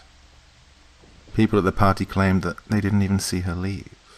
Of course, at that point, they were all probably so drunk they didn't know which way was up. They found out the next morning that Sarah Bluer had not returned home that night. Posters were put up, search parties organized. My grandmother, who told me the story, had been part of the search. She told me how they searched that whole stretch of trail, all areas of the forest. The town searched for a whole month, but no one could find the Bluer girl. One day, a teacher from one of the search parties stumbled upon Sarah's bracelet, lying in the grass a kilometer off the trail. A few centimeters from that was a severed arm, rotted and crawling with maggots. The nails were painted a lime green. Around the arm, the trees and leaves appeared to be smeared in dried blood. The creepiest part about it was the fact that one tree had the words, "them," painted on it. Of course, they discovered it was Sarah's blood and her fingerprints. She had been the one who painted the words. The cops investigated for years, looking for a suspect. They never found her body or the person responsible. Rumors spread around town. Some said she was murdered by a crazed local farmer, and her body was ground up into meat and sold on the market. Others said she was murdered by vengeful spirits of Locomotive 99, the train that had derailed. Everybody had their own theory on what had happened to Sarah Bluer, and they had their own stories to tell about the trail. A few months after her disappearance, her family spoke up about hearing what sounded like a girl crying in the woods in their backyard every night when they let the dog out. Of course, they were ridiculed for their claims, people thinking it was just a hoax and all. But then more people came forward. A girl named Jessica claimed that she walked the trail home one evening and saw in the distance a strange light that illuminated the darkness. She said that, as she got closer, she could hear the cries of a girl. She ended up running back to her friend's house and getting her mother to pick her up. But the scariest account was the one that happened to a classmate of mine. Jimmy was coming home from a party one night, taking the trail by himself. Apparently, as he got closer to the end of the trail, he could hear the screams of a girl. He described them as painful, desperate shrieks for help. Then, as he got closer, he could see in the distance a girl. He said she wore a pink dress, her skin pale as day. She had reddish blonde hair and red eyes that were bleeding. She had stood frozen in the middle of the trail, staring at him. He told me that her mouth had been open, eyes wide, as she screamed at him. Blood dripped down from where her arm had been severed off. Jimmy had run down the trail, not bothering to stop until he got back to the party. He swore he would never take the trail ever again. So, why had I taken it? To be honest, I was a skeptic. Sure, Jimmy was a great guy, but he always drank too much at parties. And people like to make up stuff like that for attention. Besides, that particular night, Chloe and I had been home alone, as her parents had been out of town for a party. And my parents worked out of town, so they couldn't pick me up. So the trail had been the best option. I'd left Chloe's late, around 10:30 it must have been, and made my way to her backyard, where the trail began. I remember that particular night had been really hot, and I'd taken my blue hoodie off, hanging it off of my shoulder as I walked. The woods had been pitch black, the only source of light coming from my flashlight. It was an old grey thing that barely lit the path. So, I was pretty much in the dark. I must have been 20 minutes into my walk when I began to feel cold. I was confused as there was no breeze or any source for the cold air. It was like all of a sudden I was freezing. I pulled my hoodie on, my body still cold as I walked faster. I was looking around now, the dark suddenly feeling suffocating. My heart began to race, adrenaline rushing through my veins. I sped up as the woods grew darker around me. The flashlight had suddenly begun to flicker, and the stream of light dulled. I hit it against my hand rapidly, the light still flickering. The path was black now, the outline of the trees around me. The night sound suddenly became louder, the crickets chirping in my ears, the sounds of a twig snapping. I was extremely on edge. I gave up on my flashlight and instead began to run, my heart booming in my chest. And that's when I saw it. A light in the distance, illuminating the end of the trail. It was a green light, smoking like dry ice. I'd frozen in place, the fear overpowering me. The shapes of people walked out from the lights. It had been a row of 6 black figures with pointy heads and pure red eyes. I didn't know if they were human or not. It was too dark to tell. They moved slow, almost like zombies, towards me. I could hear whispers around me suddenly, like they were in the bushes at either side, like they were surrounding me. I began to turn to run when I came face to face with bloodshot eyes and pale skin. A girl stood right in front of me, her wide eyes staring at me. Blood covered her skin. Her mouth was wide open, her teeth all missing as she screamed. Her right arm dangled like it was lifeless. Her left arm was missing, a bloody stump in its place. I gasped, falling backwards as I ran off the trail into the woods. I had to get out of there, off that trail. My reasoning skills were clouded by my consuming fear. I must have tripped a couple of times through the woods over branches and bushes until I finally made it to a backyard. The back porch light was on, and it looked like people were in the house. My lungs had burned from my escape. I made my way to the house, looking behind me in fear. I jolted as the figure stood a couple of meters away, just watching me. They were motionless, pure black. I began to run again, tripping over the porch steps. I banged the sliding door, tears falling from my eyes. I turned around again, intimidated by the figure's red, motionless stares. The owner of the home had opened the door, shocked at my fear. It was a woman whose husband had been out of town. Her children were sleeping, and she said she was up late getting laundry done. She asked me what had happened, why I was so scared, and if I wanted to call my parents. I told her about the people in the woods, how they were still out there, watching the house. She investigated, looking from behind the sliding door of the woods. I told her they had pointy heads and red eyes. She began to look at me skeptically, replying that she saw nothing. I couldn't believe it, going to look to see for myself. I thought maybe the glass made it hard for her to see, so I was prepared to point them out for her. But, to my surprise, they weren't there anymore. The woods just stared back at me, dark and normal.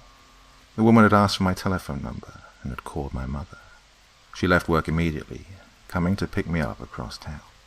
She'd interrogated me, asking if I'd taken any drugs or alcohol, got into anything I wasn't supposed to.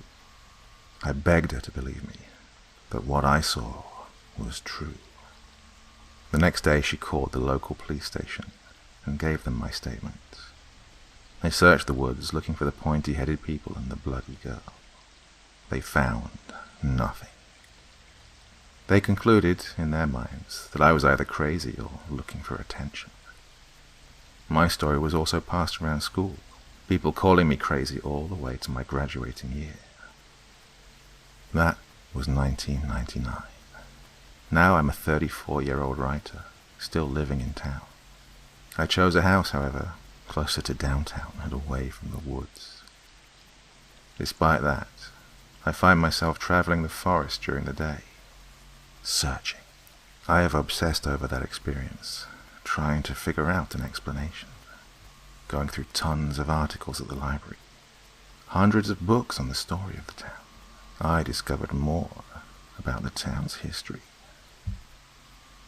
During the First World War, there had been an elementary school just off the trail that had burned down one day during class. It killed 11 students and a teacher who had been trapped in the growing smoke and could not find their way out. The ages of the dead students were between 5 and 9. No one knows how it started or who was responsible. Then, in 1950, 3 teenagers hung themselves out near the falls, deep in the woods. A surprise to the residents, who described the students as full of life and ambitious. None of them had showed previous signs of depression or suicidal thoughts. Yes, it seems the town had a dark side, all connected to those woods. I speculated for years, trying to figure out the reason for all of the deaths. I still don't know why so many horrible things had occurred near there, or how it connected to my encounter. The only thing I was sure of was that the girl I saw in the woods that night was Sarah, and her spirit must be stuck in those woods forever, suffering. It made me sad, thinking about how she had to spend eternity roaming the woods where she had died. And what about those pointy-headed people? The image of them painted in blood always popped into my brain. Did they kill Sarah? Did they kill the teens? Did they burn the school? What were they? Were they even human? All questions still unanswered. And did I even want to find the answer? Those things that are in the woods are evil and are better left hidden. I know that. But part of me needs to know, needs a conclusion. That's why I'm writing this as a possible goodbye note. I know what I'm about to do is dangerous, and I honestly don't know if I'll come back from my trip. I just know that if I don't go to the trail tonight, if I don't discover what those beings are, the unknown will make me go crazy. So, I say farewell to my family, and I hope they can forgive me for leaving and finally see that all those years I was right about the woods. I love you, Mom, and I know that even though you thought I was crazy all these years, you continue to care for me and stand by me. Dad, I'm happy that you and Mum are still together all these years, and I hope you can both forgive me. I just want someone to believe, so that whatever evil is out there in those woods can be revealed, and that no more death or destruction can occur. I can't live knowing what I know, just standing by as innocent people die. And for the people reading this other than my family, I'm telling you now, if I die in those woods, it was the evil that killed me. You need to know that the trail is a death sentence, and that Sarah still lurks, her dead red eyes watching anyone who walks past. All of their dead eyes are watching. I'm telling you, never ever walk Sarah's trail, unless you want your blood spilled around the leaves and trees of the woods. Never ever walk Sarah's trail, unless you want to become part of the forest and part of them. Well, you heard, everyone. Better stay away from Sarah's trail. But that's not the only place where we're going to find strange goings-on. A little further off, just by the woods, we now come across a young girl who's trying to keep safe during a thunderous lightning storm.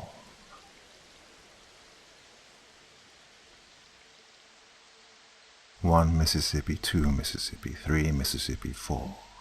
Your child may be gone, but there's no need to mourn. I live in an isolated place, a big old neighborhood where the homes are further apart and ravines cut our yards deep. My house is isolated even more from the others, separated by a screen of oppressive pine trees, swaths of dead grass, and acres upon acres of ragged trails. My parents never let me explore those paths. They said people often lost their way, even in our neighborhood. Why, just last month a little girl had disappeared during a massive storm surge. My parents had been incredibly distraught about it, moaning about how important it was to heed those warnings. Word was, she was never found. I was smart enough to listen, though. I stayed inside, under my covers, and watched as the lightning tore jagged, white-hot paths across the sky. A few moments later, the jaw-tingling boom of thunder would sound. My parents were asleep in the room above mine. They taught me how to gauge the distance of a storm, wait for a flash of light to fill the night sky, count by Mississippis, and divide by 5. For every 5 seconds, the storm was a mile away. I had a tough time with numbers other than 5. We were only just learning how to divide in school. I counted to 10 Mississippi this time, before the thunder rolled over me, filling my ears with a cacophony of brass roars. The sound didn't scare me.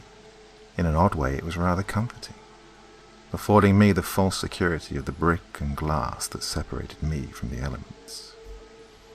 Neither the blinding light nor the deafening tremors could reach me. I looked up at my ceiling, watching the shadows of the trees shutter across the rough, white paint. An eerily beautiful sight. My ragged, fleece blanket was knotted in my arms, my head cradled in an overly plush pillow.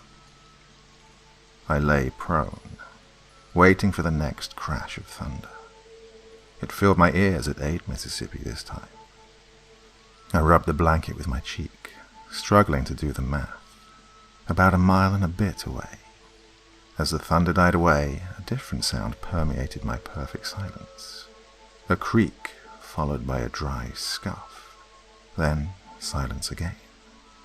My neck hairs prickled, and I curled in harder against myself. Another flash spread throughout the room. I felt thankful, feeling the familiar fear of nature's staggering power wash away any unease. I counted again, clutching my blanket close. 5 Mississippi. The storm was closing in, the thunder a harbinger of the damage that would follow. Another flash illuminated my room through the big window opposite my bed.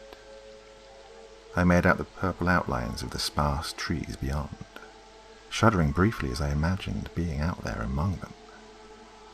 At least I had my home, my room, my bed.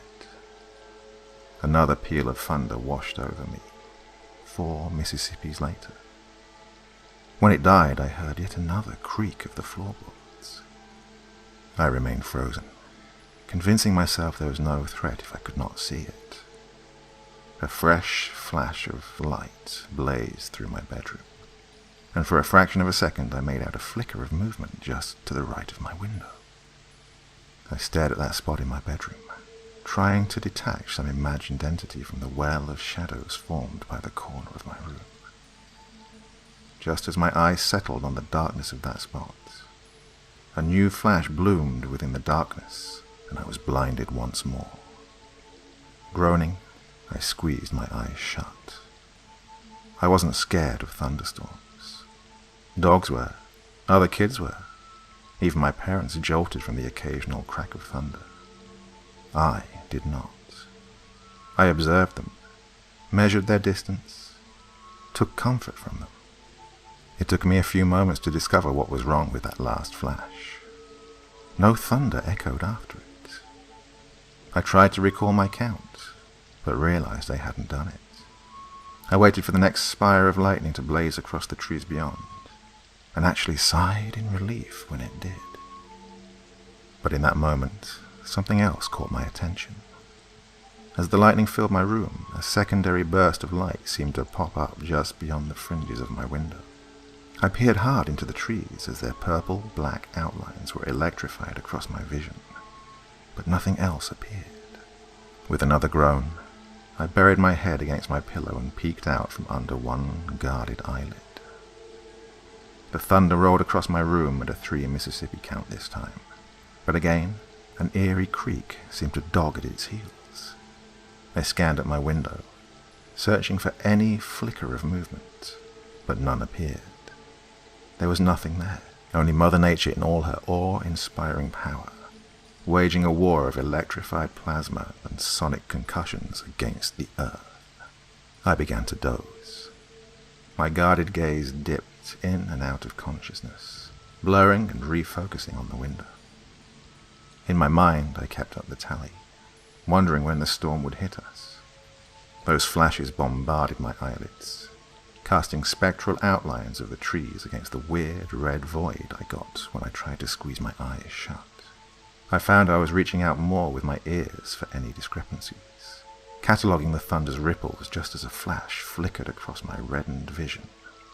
Exhaustion must have dulled my senses, because at some point I began to realize that thunder didn't always match up with the lightning flashes. Sometimes it would just be the flash, followed by a creak. I'd struggled to erase the creaking from my mind, burying one fear under another, but it was getting harder to ignore. Fear paralyzed me, keeping me from reaching out into the darkness of my room to confront my suspicions. I kept gazing out of the window, praying for the next flash of lightning. Instead, the next flash popped up to the left side of my head. I saw in the window an outline of some sort, vaguely humanoid and thin. I yearned for it to be a tree, but a growing sense of dread took hold of the logical part of my mind. It was something far worse. Remaining still as a mannequin, I peeked from the cubbyhole of my covers and under my eyelid, and applied the lightning distance principle to this new phenomenon. A flash, 10 Mississippi, another creek. Another flash, 7 Mississippi, another creek. Each pulse of light bringing to fruition the thing's gangly black limbs in my window. It was getting closer to my house. There was another flash, this one coupled with a lick of lightning. 5 Mississippi. I couldn't hear the creak this time due to the thunder, but when the booming roar died away, I almost screamed. There was a breathing sound, raspy, dry, almost hungry. It was coming from my left again. I clenched my blanket to my chest, trying not to sob from the revelation. The figure was in my room. I had been observing its reflection in the light of the flashes. Another blaze of light charged the room for a moment, followed by an additional creak. Ice coiled around my spine as I felt my covers gently crinkle and my mattress dip ever so slightly. Another flash accompanied by that disgusting breathing and a very faint whine of a Polaroid camera. I didn't move. Couldn't move. You don't roll over to face a terror. It went against every animalistic instinct we had. Instead, I lay there, feeling long, slender fingers coil around my sheets, and the thing's weight shift even closer.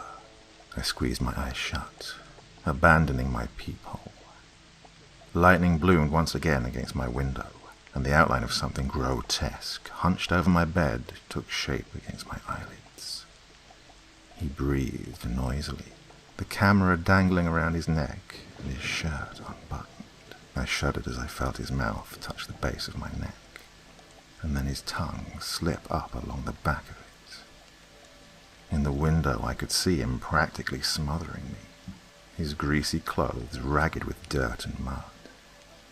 He had a scratchy beard and his breath smelled of rotting meat, as he placed one gnarled hand on my thigh and began brushing upwards.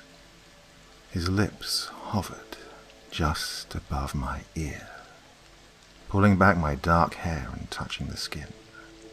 "I wondered where you disappeared to," he said in a crusty whisper.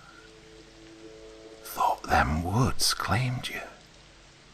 He rolled me over fully, a malicious grin splitting his pock-marked face. "Glad you survived." He held up his camera. "We're gonna have some fun now, right?"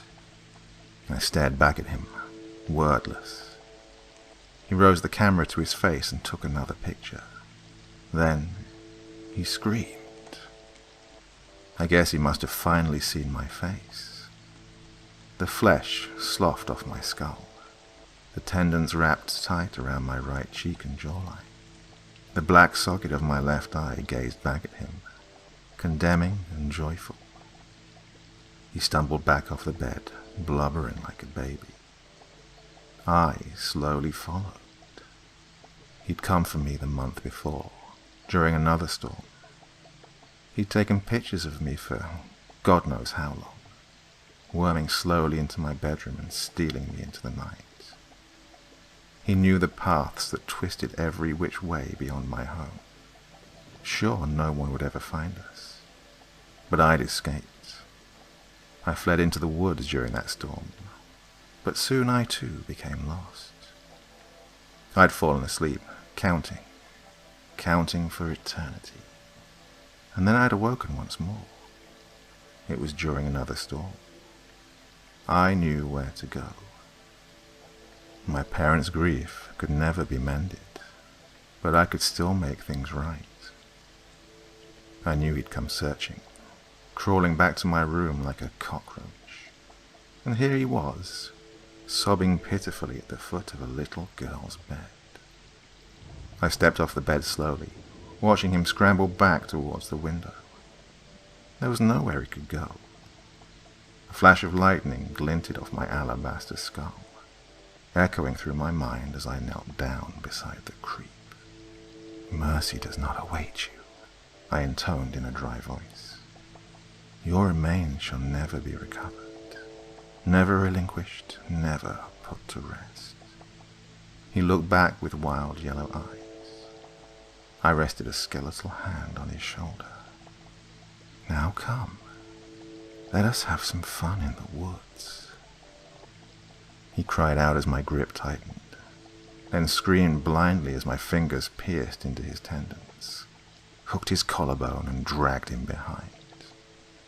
He kicked and flailed, writhed and sprayed garbled prayers into the night, but the thunder drowned him out. He couldn't stop me. Deep into the woods we travelled, further than any sane human might go. At some point he passed out from the pain. The camera still dangled around his neck, filled to the brim with memories of his past atrocities. I came to a stop in a small clearing, where a tree split by lightning sat. There, I slung the bumbling creep at the base of the tree and slapped him to make sure he awoke. He looked around blindly, crusty features thick with fear. I lifted him into the splintered trunk of the oak and pierced his arms and legs with shattered wood. There he screamed and foamed, but unable to move as I stepped forward and took the camera from his neck. "One picture, a flash in the night," I murmured, raising the camera to my socket and taking a candid. "That is all anyone will remember you by." I stepped up and wrapped my fingers around his greasy neck before slamming the camera into his mouth, shattering his teeth and lodging it into his jaws. Pictures continued to roll off, illuminating his chest and throat as he wept and struggled weakly. I backed up, smiling, remembering the pictures he'd taken of me. I counted the time between each flash, slipping further and further into the woods. 1 Mississippi, 2 Mississippi, 3 Mississippi. lightning flared and thunder roared, and I disappeared into the night. Police would never know what happened to the little girl who disappeared. There would be an area-wide search, missing posters, the whole 9 yards. But no one would ever find anything. The only thing the parents found that was remotely interesting was a bit of dirt in their child's bed, in a room that had been locked for weeks, and a single, solitary photograph buried under her blanket. A picture of a shattered oak tree, and one simple phrase written on the back. 1 Mississippi, 2 Mississippi, 3 Mississippi, 4. Your child may be gone, but there is no need to mourn.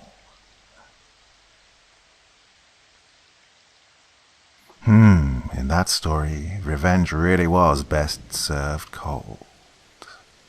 Now, in the final of our 3 stories for this evening, we move a little further out, towards the city cemetery, where the goings-on are even more strange. A young man recalls the events of the past, and his time spent in the cemetery.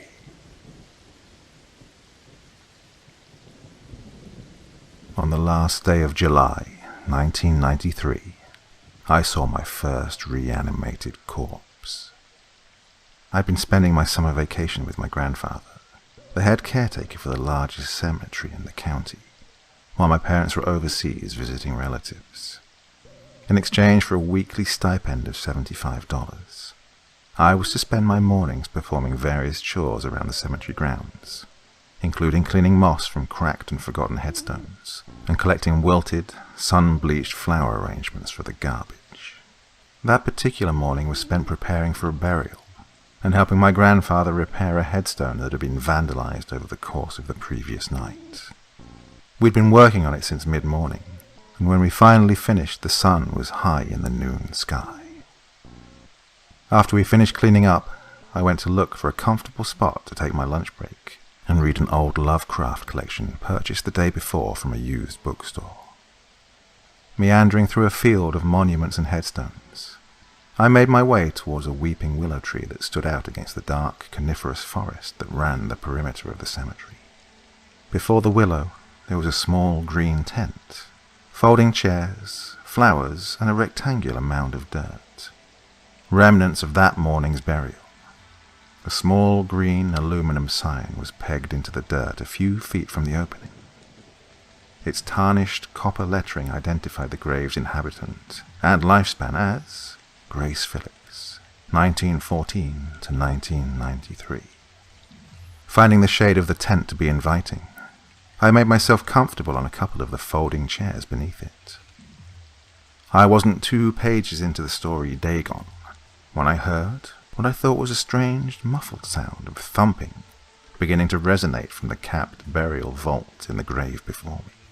I looked at the hole and immediately dismissed the thought that I'd heard a sound coming from it. I was about to go back to reading when I heard it again. Curious, I set down my book, walked over to the edge of the grave, and listened with intense concentration. A few seconds later, I was rewarded with not only more thumping, but a stifled scream. Terrified, I stumbled backwards, tripped over a row of chairs, and then bolted across the cemetery towards the memorial garden benches where my grandfather usually ate his lunch. I arrived, out of breath and panicked. I told him of the thumping and screaming, and he looked at me like I was insane and had me lead him to the grave. "Go get Henry! Run, boy!" I sprinted through a maze of headstones and mausoleums towards the large aluminum storage garage that housed both the cemetery's landscaping equipment and a small office. A moment earlier, my grandfather had knelt down beside the grave and listened, just as I had done before. He would later describe what he heard as the most unnerving experience of his life. A voice from beneath a burial vault cap. I burst into the office, startling Henry to drop one of the bags of peat moss he was stacking in a wooden bin splitting open at his feet. "Damn it, why do you—" I didn't let him finish. Between gasps for air, I told Henry that my grandfather needed him right away. Sensing trouble, he quickly forgot the bag and we took off running. Henry followed me with as fervent a pace as he could muster for a man of his age and stature. When my grandfather spotted us coming, he shouted for Henry to bring the goddamn backhoe around. Henry, who had worked for my grandfather for 20 years and had never questioned one of his orders, ran down the gravelled road to where the backhoe was parked away from that morning's mourners. I joined my grandfather, who then proceeded to lower himself into the grave and straddle the vault. He cupped his hands around his mouth and shouted into the vault. "Hello? Can you hear me? We're going to get you out of there." He was answered by a muffled shriek. Off in the distance, I heard the backhoe's diesel engine sputter to life with an oily growl. Minutes later, Henry piloted the machine over the stone-pegged horizon, its dented chrome exhaust pipe belching a thick cloud of blue smoke that trailed behind it. When it arrived, I stood back and watched as my grandfather instructed Henry, who manipulated the backhoe's arm into position over the grave. Henry jumped off the idling machine and removed a chain harness hanging from a makeshift steel hook on the side of the cab. He connected the harness to a loop of steel welded to the bottom of the scoop, and then climbed back into the backhoe. My grandfather directed him to slowly lower the chains into the grave. Hooks dangled from the ends of the 4 rusted chains as the backhoe lowered the harness down into the grave. When the hooks were resting on the surface of the vault's cap, my grandfather waved for Henry to stop. He secured the hooks to the rebar loops protruding from each corner of the lid and climbed out. Henry brought the backhoe's steel arm up with a hydraulic whine, lifting the cap off the burial vault. The rumble of the engine had drowned out any audible sound of movement, and it wasn't until the cap was resting on the grass beside the grave and the backhoe's engine switched off that we could hear the blood-curdling shrieking and furious thumping from within the stained hardwood casket. I watched in terror as Henry reluctantly climbed into the grave, straddled the vault, and used a screwdriver to force open the locking mechanism securing the casket's lid. As soon as the lock was sprung, the top lid sprung open and caused Henry to scurry from the grave with a startled grunt.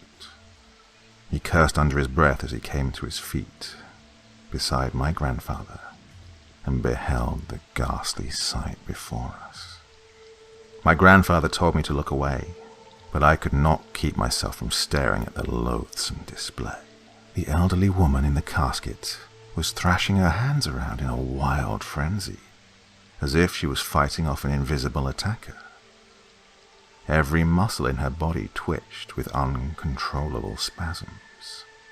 Her eyelids fluttered, her irises and pupils concealed by white plastic caps the mortician had used to hold her eyelids shut. Yellow-tinged skin sagged over the emaciated, sunken face. Screams came through curled lips and teeth, artificially clenched with a criss-cross of white suture thread. The wig she had been buried in had slipped off, exposing a railroad track of stitches that orbited the back of her head. An autopsy had been performed, her brain removed and weighed. Her head crashed against the burial vault as she spasmed, opening a deep gash on the side of her head.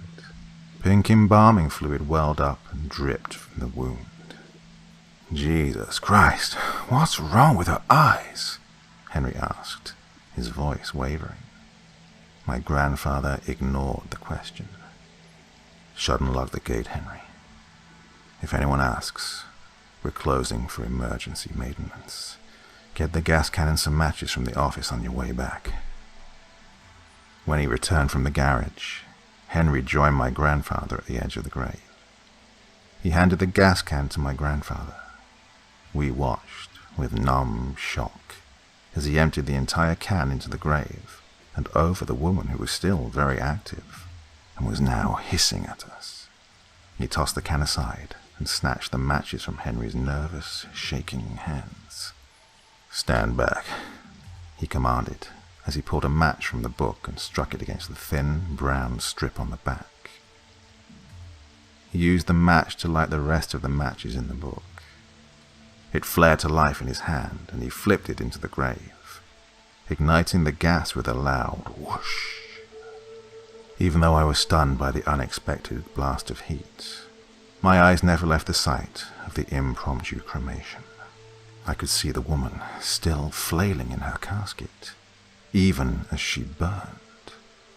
The plastic caps on her eyes melted down her blackening face like tears of white paint on cracked asphalt. The sutures on the back of her head snapped, and her scalp curled back as it burned, exposing ivory cranium. The embalming fluid in her body boiled and foamed from cracks in her charred skin. It took 20 minutes for the woman to stop moving. She and her casket were still smouldering when we recapped the vault and quickly filled it in. When we had the backhoe parked in its usual space next to the garage, we collected ourselves to the confines of my grandfather's office.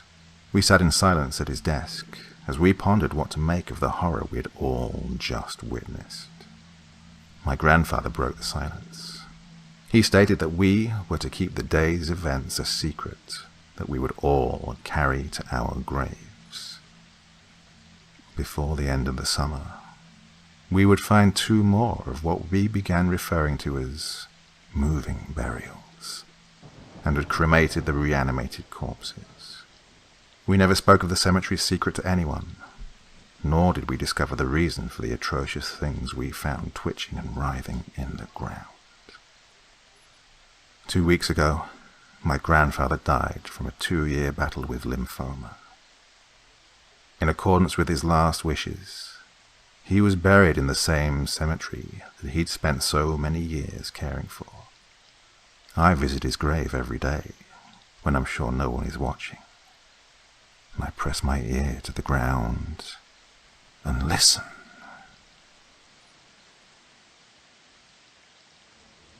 A young woman finishes a long, hard day at work. In her state of exhaustion, she struggles to remember where she'd parked her car that morning. Surely that can't be too big a sign of trouble ahead, can it? Well, this is Darktown, so we shall just have to wait and see.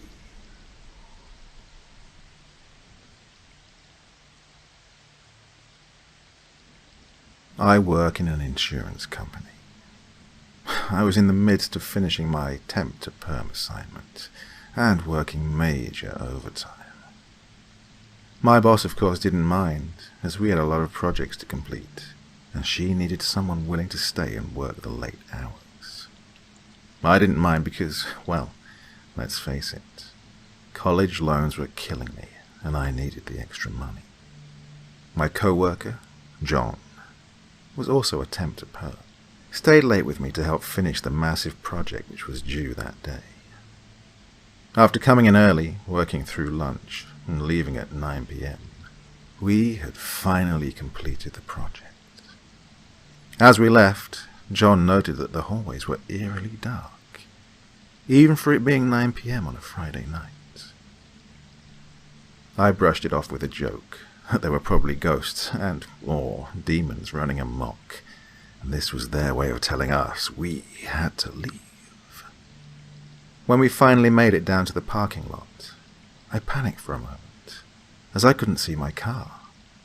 But as I passed a tree, I realized my tiny Fiat was simply hidden behind the massive trunk of the tree.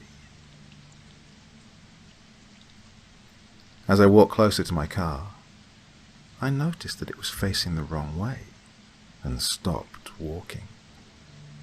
John, who wasn't paying attention, looked back at where I was standing and asked what was wrong. Maybe it's just been a long day, but I swear I didn't back my car into that spot, I said tiredly, shaking my head, and continued walking. You just finished a 13-hour shift with no lunch. You're exhausted and your blood sugar is low. You probably forgot that you parked that way this morning, John said, trying to ease my worry. I sighed. Yeah, you're right. All right, well, see you bright and early Monday morning. We waved goodbye as he climbed into his car and drove off. I stood at the front of my car and, cocking my head to the side, I stared at it, racking my brain, trying to remember how I'd parked it this morning. I rubbed my eyes and, in defeat, I sighed once more, shook my head at my silliness, and climbed into my car. It was too warm for an April night, so I rolled the windows down and contemplated putting the top down as well. In hindsight, I wonder if that might have changed anything. If maybe this whole thing never would have happened. Instead, I turned up my music and drove home. As I was driving home, I called my mother to let her know that I was finally leaving work. She was at the beach house with friends, but it was still good to hear her voice.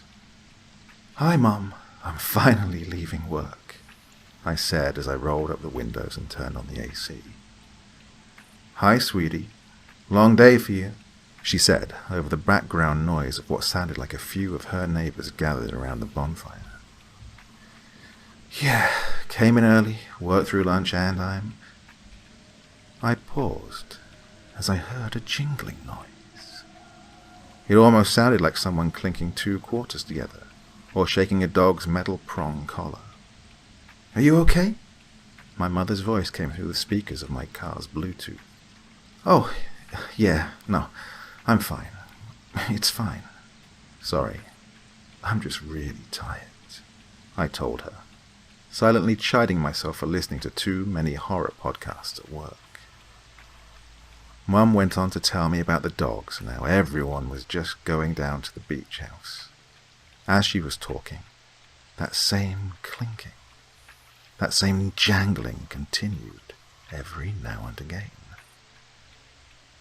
"Mom, do you hear that?" "Hear what?" "That jangling or clinking or whatever it is. A Duchess's tags clinking together." "I don't hear anything, and Duchess is outside with your father." "Okay, it's probably an old spoon down on my floor. Or I'm about to be murdered. Whatever. If I am murdered, at least I won't have to pay off my student loans." Mom didn't find that last comment particularly funny. "Your Fiat is too tiny to fit a murderer. Just remember that, hon. Anyways, I have to go. Have a good weekend. I love you." I bade her goodbye and told her to tell Dad I'd said hi. As I pulled up to a red light and clicked the button to end the call, I glanced at my back seat. I'd put one of the seats down earlier in the week, and I could almost see into the truck. A murderer could so fit into my car, I said to myself as the light turned green. I kept the music off but rolled the windows down again. As I accelerated, I heard the jingling again. I groaned in annoyance and twisted in my seat to see if there was anything back there. Nothing. It was empty. What the hell?" I said angrily. Another stoplight and the jangling began again. "Oh, for the love of God," I said, frustrated. "Ay, if you're gonna kill me, just do it already." Nothing. I sighed in frustration and continued driving. This time I turned on the music, nice and loud. As I pulled into my driveway, I turned the music down and rolled up the windows. I was humming the rest of my favorite song and gathering my phone and purse, when a hot, searing pain erupted in my ribs. I gasped and couldn't suck in any air to my lungs. My hands went to the source of the pain, and I felt a knife sticking out of my ribs. I couldn't bring myself to turn my head, but I felt someone's breath tickle my ear. Fear overtook my senses, and I sat there frozen until I forced myself to look into the visor mirror. As I looked into my back seat, my eyes met a pair of blue eyes. A man crouched behind my seat, smiling, and emitted a breathy laugh. "I guess a murderer really can fit in your car," he breathed into my ear.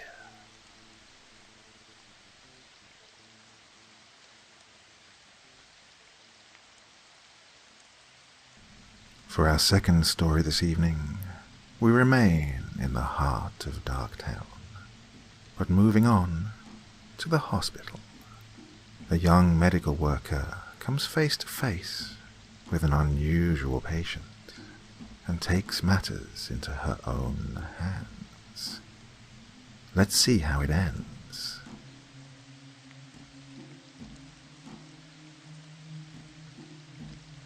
It's called the Hippocratic Oath.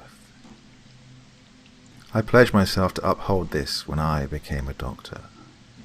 Do no harm is about as brief a summary that can be created for this agreement. No matter who the patient, what they've said, done, or believe in, I can never turn them away. It seems like an obvious decision to always help a person in need, but we all get tested at some point. For me, it was my son's murderer. 4 years ago, he rounded a corner in his truck by my son's elementary school, without paying as much attention as he should have. My son was killed on impact. The image of his mangled body on the road forever burned into my mind. The sickening crunch and assorted screams along with it. The killer walked. According to the judge, my son was not fully within a crosswalk as he crossed the street towards me, meaning the man was not liable.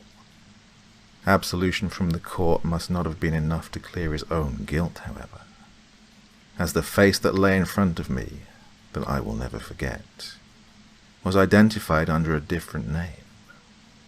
In the 3 months since he arrived under my care, he has not had a single visitor. Either he cut ties with everyone he knew, or they cut ties with him. Maybe both, and I don't blame any of them for it. He arrived comatose from a cocktail of sleeping pills, pain medications, and some chemicals yet to be identified. For 3 months, he has remained this way, but not for a lack of trying to pass on. As much as I want to end his life every day that I see his static face, to stab his eyes through with scalpels, to cut him open and remove everything but his black heart, I don't. I care for him like I would any other patient, because I am a professional, and I honor my oath. Every day, I check on him first when I arrive, and last before I leave. I keep him alive because that's my job. He has yet to become brain dead, so I hope he has some idea of what's going on, that I am keeping him breathing, albeit through tubes, because I fulfill my responsibilities, something he never seemed to understand. I hope he's at least somewhat conscious beneath his dead expression, that time is passing normally for him, so he can reflect on his mistake and realize how much worse he is in comparison to the rest of the civilized world. But at the end of the day, there's nothing more I can do. I won't end his life, but I can't bring him back to the world either. All I can do is let him lay there, like furniture, and keep him from falling apart. But I suppose I'm lucky in a way. I was lucky to be the first on call to care for him. Lucky that he has no visitors. And lucky that no one at work recognizes the John Doe I put in his room. As night closes in, I make sure his IV is full enough to keep him resting easy through the night. I turn off the basement lights and take one last look at the chart I brought home from the hospital, to read that one section that lets me rest easy as well. Do not resuscitate.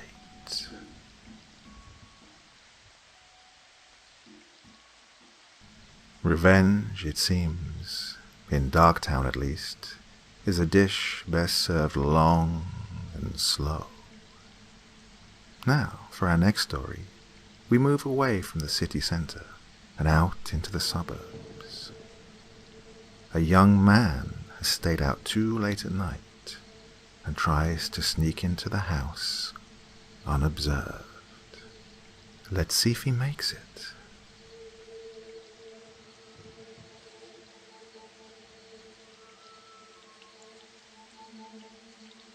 I walked into the house through the big front door, careful to shut it quietly so as not to wake anyone upstairs. I'd been out later than I'd expected, so I tiptoed cautiously up the stairs, imagining myself as a mouse, quietly putting one foot in front of the next. I knew that if I woke anyone up, I'd be in big trouble. I skulked down the long upstairs hallway I'd walked through so many times before. Considering how late it was, there were no lights on in my hallway, but I didn't need to see to know where the walls were. I reached out my hand in the darkness and took hold of the cool silver door handle and soundlessly entered the bedroom. Just as I'd gone into the room, I heard a noise coming from downstairs. 1,000,001 thoughts rushed through my mind as I quickly ducked underneath the bed. Everyone in the house was asleep, or at least they should have been. It was extremely early in the morning, and no one knew I'd gone.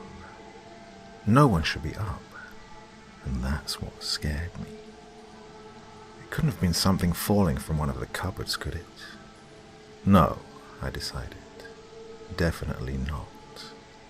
There was someone else in my house. I crawled slowly underneath the bed all the way into the middle, as to avoid being seen. And then I waited. A few minutes later I heard the footsteps coming up the stairs. One by one, they thudded their way slowly, menacingly, to the top. Though they weren't anywhere near me yet. I was all the way at the end of the hall, hidden underneath this bed. I glanced to the right, stared up at the glowing red numbers, indicating the time on the alarm clock.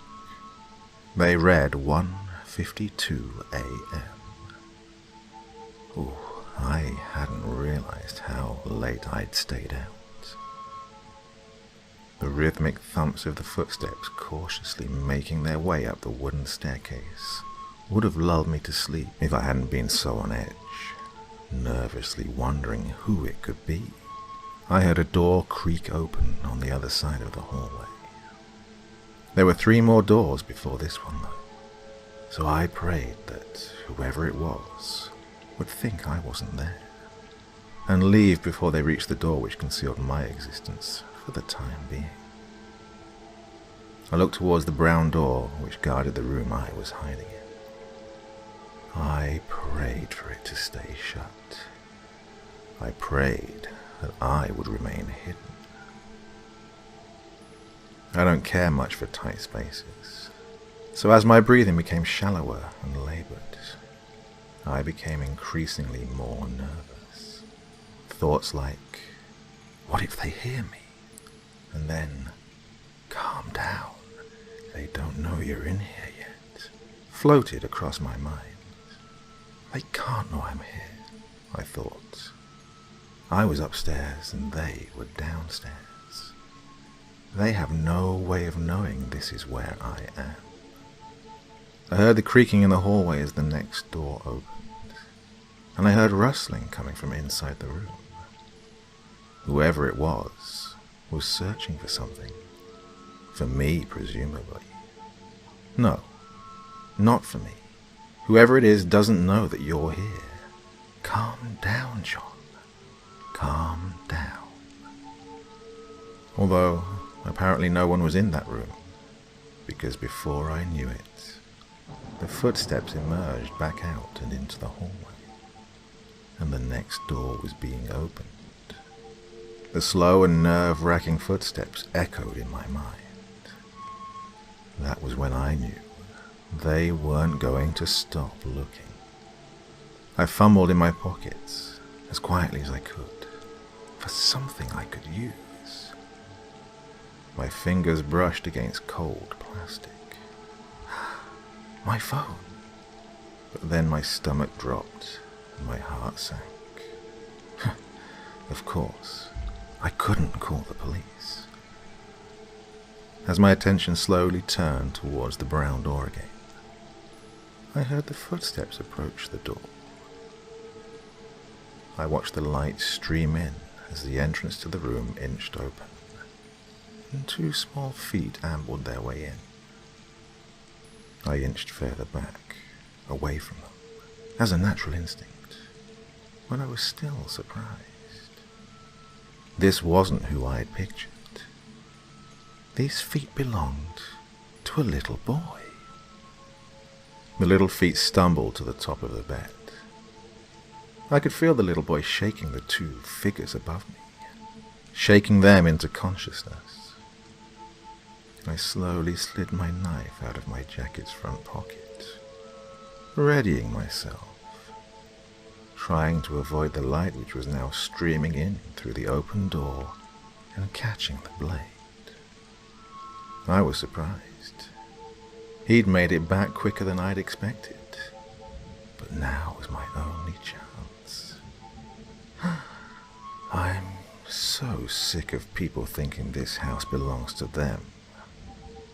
The little boy began to speak as I slowly emerged. "Mommy, Daddy," the little voice belonging to the feet whispered. "I think there's someone in our house."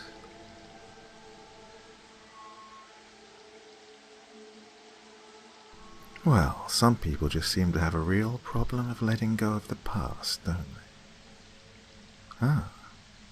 Others can't help but look forward to the future. And that moves us on to our final story this evening. Jenna, a young girl, is days away from celebrating her birthday. So, what surprises do her family have in store for her? And what does she have for them?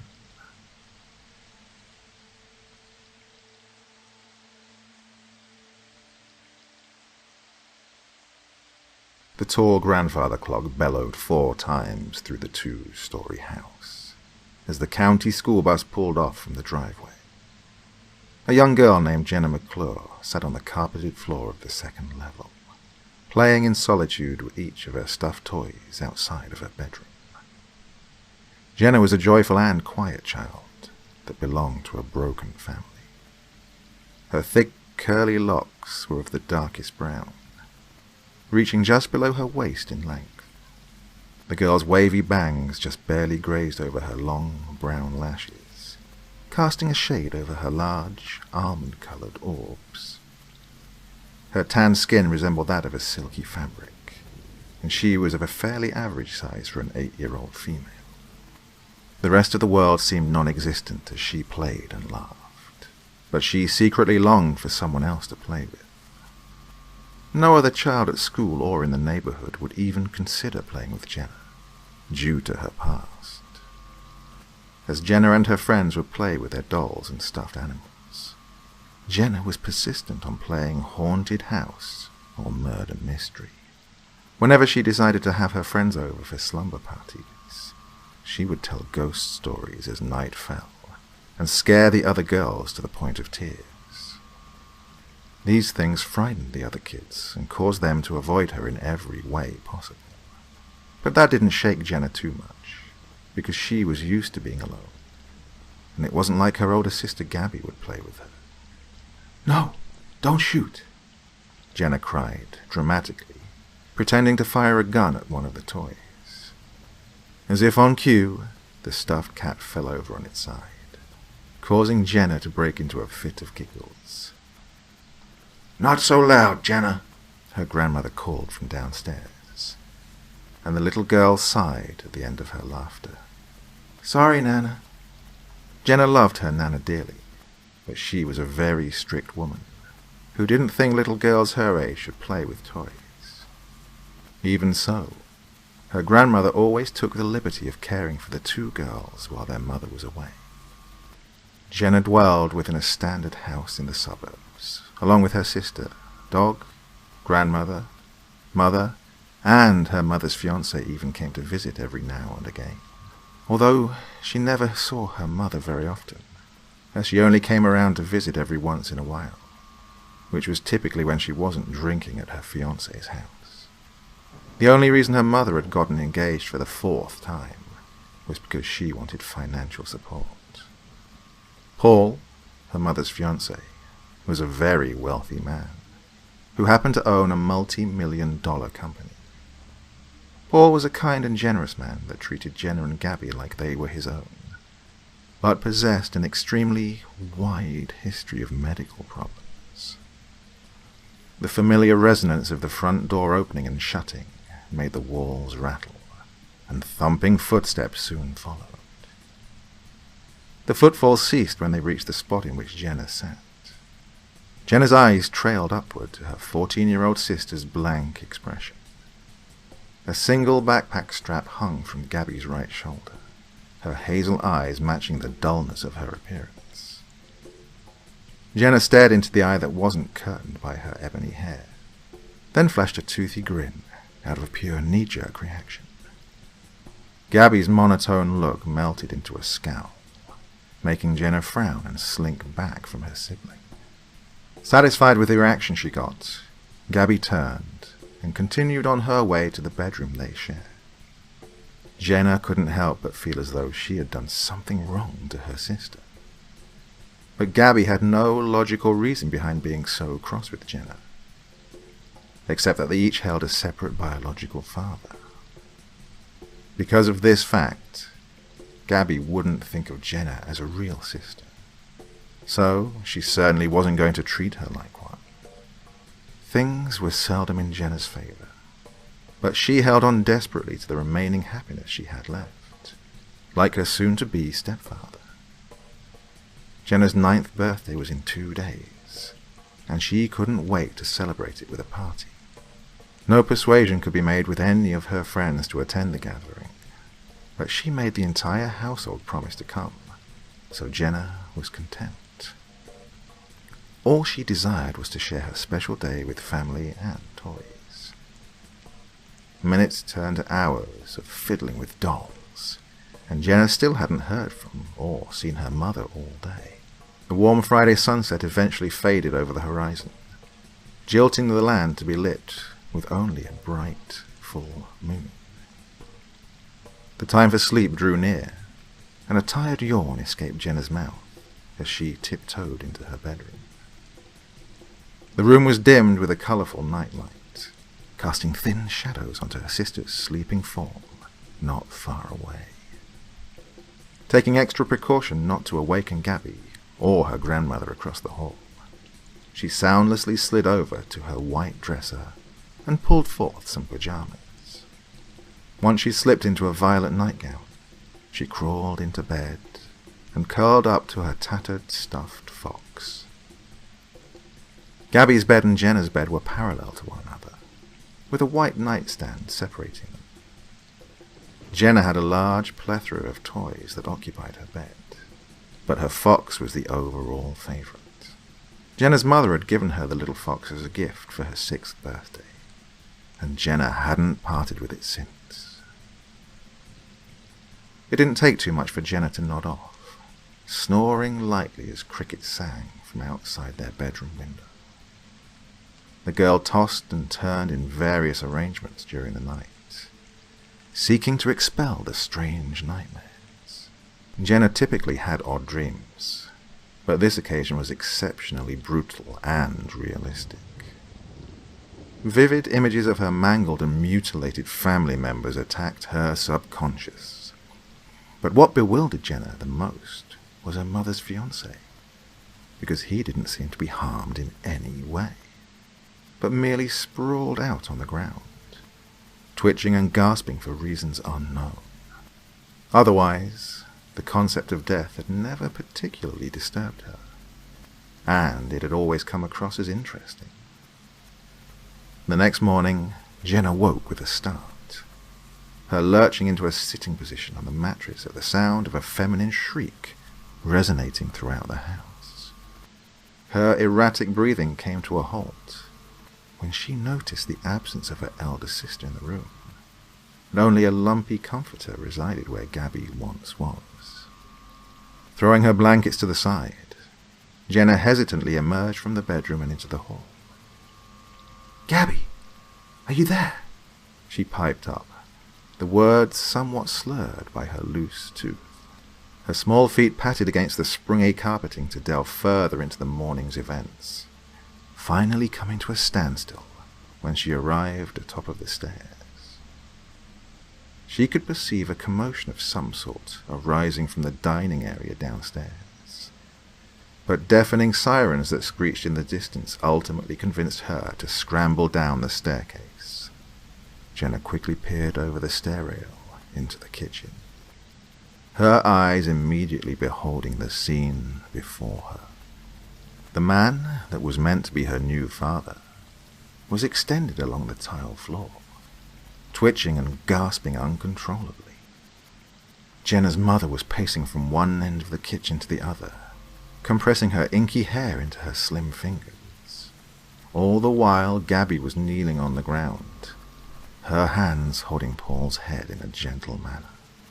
Jenna couldn't seal the tears that flowed from her eyes and cascaded down her puffy red cheeks at the sight. The sirens gave an indication of being closer than before, flashing red lights flooding through the windows at an identical pace.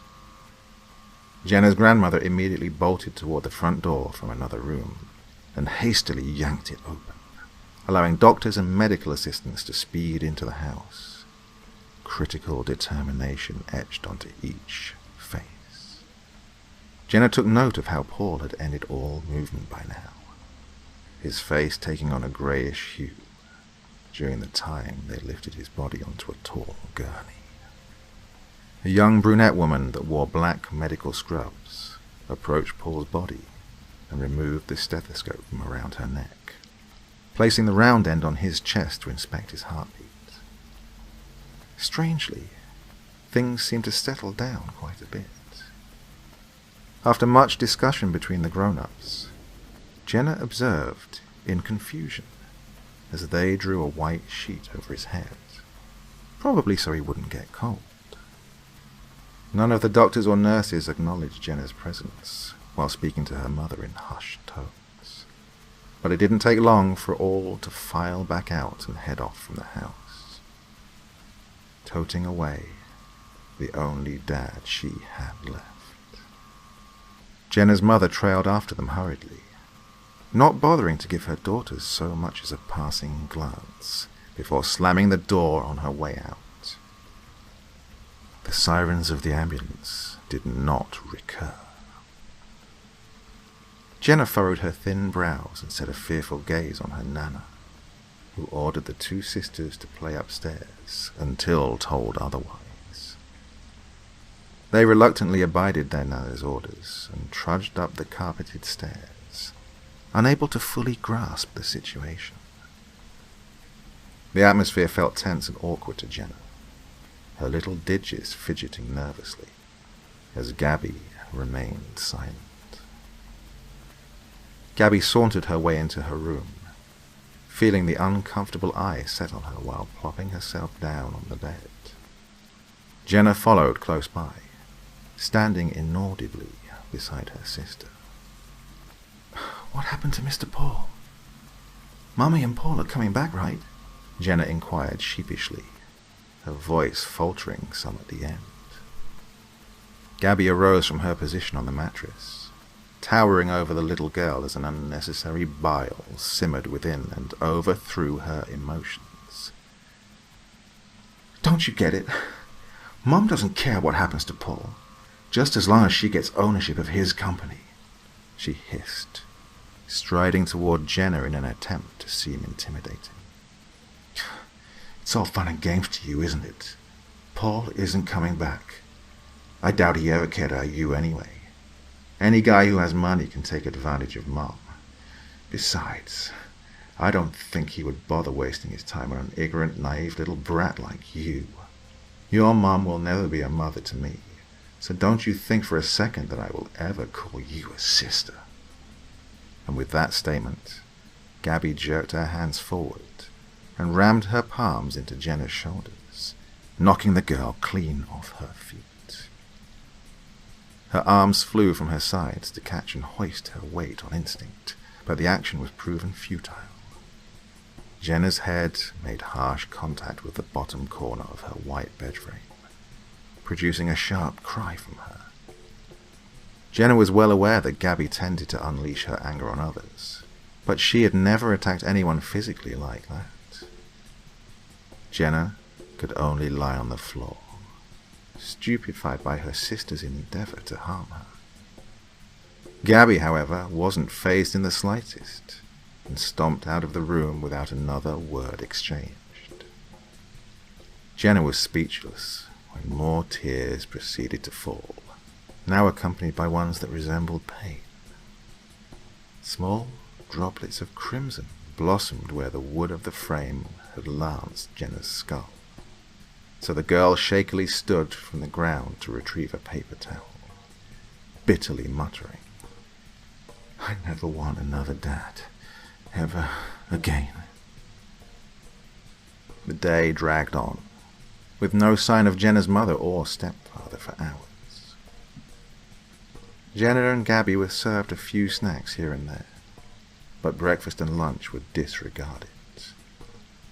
Once again, the grandfather clock chimed in the house, this instance signaling that of 8 o'clock.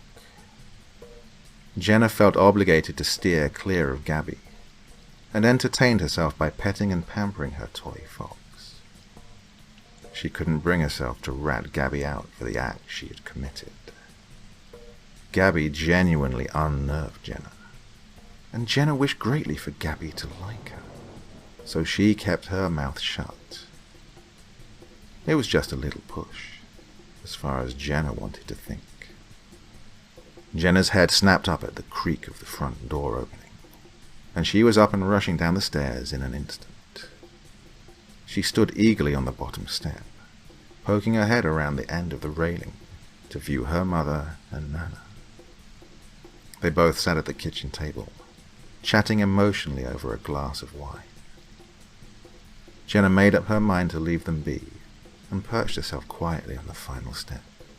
Her head hung low. She only overheard a conversation about financial problems and funeral prices in their discussion, but she eventually caught on to the situation. More tears began to swell in her glossy orbs, to which she quickly wiped away. There was nothing more Jenna yearned to hear, so she sluggishly returned to her room, struggling to keep her bloodshot eyes open along the way. Gabby was already dozing off, as per usual, leaving Jenna to perform her nightly routine in silence. She was pushing herself to the limit in an urge to stay positive. After all, she had a birthday the following day, and she had once promised Paul that she would always keep smiling, no matter the circumstances. So, Jenna did whatever it took to make herself smile again, remembering fondly the sparkly and multicolored party decorations she had for her birthday.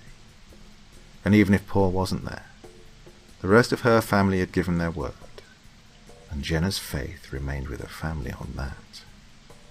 Unfortunately, the nightmares tumbled through Jenna's head in her slumber yet again, mirroring those of the night previous. But this time, they didn't trouble Jenna in any form or fashion. The dream seemed strangely comforting, and it was almost as if she didn't have to be alone anymore, omitting that she actually was alone. Something didn't quite feel right, but it made her smile. The next morning, Jenna didn't hesitate to jump straight out of bed, already smiling in anticipation. She took one quick glance over at where her sister would have been, doing a double take. Gabby wasn't where she'd left her, but another vacant bed was left over. Shrugging her shoulders, Jenna skipped to her dresser and ripped open the bottom drawer. After sifting through the contents of the compartment for a while, she pulled out a purple dress for her party. The dress had thin straps at the top, the bottom flowing down to her knees, and a few rows of purple ruffles were aligned vertically on the bottom half. The words "Happy Birthday" were stitched across the chest in big white letters, with a few loose strings fluttering as she moved about. Then, she slid on a pair of flat, charcoal dress shoes, each shoe wearing a little black bow at the tip. Lastly, Jenna brushed the tangles out of her long hair and raced clumsily down the stairs, where she presumed everyone would be waiting. To Jenna's surprise, she was accompanied only by an empty living room. Darting her eyes around in puzzlement, she wandered into the kitchen, supposing her family must be waiting in another room. Again, she found a lifeless area of the house. Jenna began to panic and investigated the space for any sign of their location. While she searched, the girl came across a small note that was taped to the fridge, and curiously plucked it from its place. Jenna read the note aloud. "Girls, your mother and I have gone out to eat with one of your mother's employees, Mike. Be back soon. Sincerely, Nana." She had difficulty pronouncing a word or two, but understood what it meant. Although the note didn't share anything that concerned Gabby's whereabouts. "Gabby!" Jenna bawled, placing the note on the kitchen counter. "Gabby, are you here?" she asked again, raising her volume. But her inquiry fell on deaf ears, as no response came. Jenna's eyes fell to the floor. Maybe she's at her friend's house. She'll probably be back soon, she assured herself, tugging on the refrigerator door. There was a vanilla birthday cake from the icebox that Jenna set neatly in its respective place on the table, removing the lid to put 9 candlesticks into the saccharine food item. Paul had allowed Jenna the choice of her own cake at the grocery store earlier in the week, along with the purchase of a small present that she wasn't admitted to open until after they'd eaten the cake. She gathered up her favorite toys at the table, hung her birthday banner across the dining room wall, set purple flowers along the counters and walls, and a little glitter never hurt anyone. Jenna managed to finish up within half an hour, right about 9 o'clock in the morning. With a glimmering purple cone hat strapped to her head, she sat herself down at the kitchen table. Jenna didn't even want to leave the table until her family got back, so she kicked her heels and patiently awaited their return. 6 times the grandfather clock rang, informing inhabitants that the sun would begin to fall in the sky. But Jenna had not moved from her spot at the kitchen table. No one came home in those 9 hours, or even took into account the girl's birthday. She was deathly quiet, inhumanly motionless, barely blinking her sunken eyes that continuously stared at the white wall in front of her. The clock's ticking pendulum was the only noise made throughout the subdued house, almost mocking her loneliness. Jenna knew she needed to smile, but she felt numb, like something inside of her had broken. Her eyes flickered down to the chalky paring knife that rested innocently next to a bowl of fruit, her fingers soon crawling forward and grasping it tightly. She then carried out her nearly disregarded promise and smiled from ear to ear. During the next few hours, Gabby came marching up the back porch from her friend's house, jamming her key into the lock on the back door. "Hey, Max," she greeted her dog, petting the fur on his head. However, Max only snapped and snarled at the door in return, instead of jumping and barking happily as he normally did. Gabby rolled her eyes, wrenching the heavy door open and closing it after her. "Crazy dog," she mumbled, and threw her bag down on the floor. Right away, she noticed how eerily silent the house was, but didn't think much of it. "Mom? Nana?" Gabby hollered out, recalling her mother's car that was parked in the driveway. Of course, she knew her sister had to be somewhere nearby. "Jenna!" Plodding over to the stairs, she scanned the different rooms that she passed, ultimately finding no one. "Jenna!" Her voice was lowered as she stepped cautiously up the staircase, skimming her hand over the beige wall. While taking wary strides toward her room, a flimsy object of some sort crunched under Gabby's foot. Cocking a thick brow, the teenager bent down and lifted a purple party hat from the ground.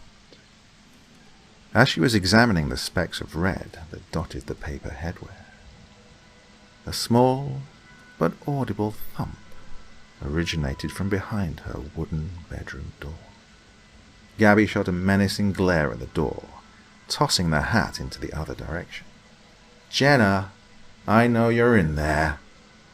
She flung the door open in annoyance, a fragment of hallway light spilling into the unlit room.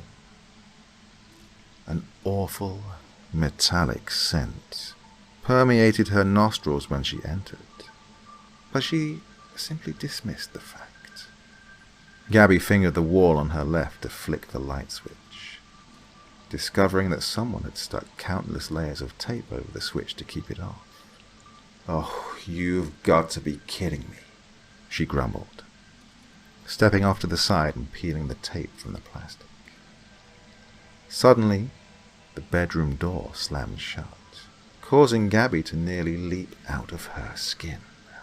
She could just faintly hear a heavy breathing in front of her, prompting her to take several steps backward. Gabby's heart began hammering in her chest, her nerves dancing frantically to the beat. "Jenna? Come on, this isn't funny." She received no reply from the darkness that surrounded her.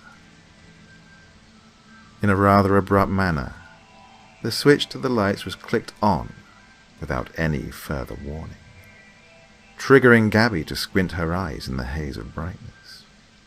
Once they adjusted to the lighting, Gabby's eyes widened to the size of her balled fists. Jenna was poised a short distance away, a wide, malevolent grin plastered onto her smooth face, one that seemed luminescent compared to the rest of her dark aspects. Her chocolate mane was matted, scratches covered her limbs, and flakes of dried blood clung to the skin on her cheeks. A fresh, crimson substance coated the majority of her legs and dress, while she clenched a stained, glistening kitchen utensil in her right hand. Her other arm cradled a bloodied, stuffed fox, who lacked a single button eye, with white stuffing protruding from the rips in its fabric. Jenna's shoes left scarlet footprints in the tan carpet as she stalked toward her sister. Realization slowly dawned on Gabby, and it took every fiber of her being not to scream when she laid eyes on the room around her. Smeared handprints of red lined the walls. Lamps were knocked over, and assorted items were strewn across the floor to insist the obvious signs of a struggle. The intense odor shot uncomfortably icy chills down Gabby's backside, adding to the below ambient temperature that this specific room held. Jenna, look, I don't know what the hell is going on here, but you better tell me where Mom and Nana are right now, Gabby demanded, beginning to back away from the shorter girl.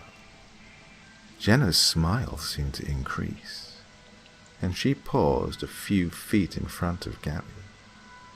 What's the matter, sissy? You aren't smiling, Jenna cooed, taking another step. Do you know what happens to people who don't smile? Gabby's face paled significantly, the adrenaline in her system causing her arms to coil in defense, as she set aside her dignity and implored, No, please, get away. Come on, Jenna, we're sisters. This is crazy. Jenna chuckled through her gritted teeth, a wry smile sculpting her lips. Oh, is that so? No, I don't think it is. Your mom will never be a mother to me, so don't you think for a second that I will ever call you a sister.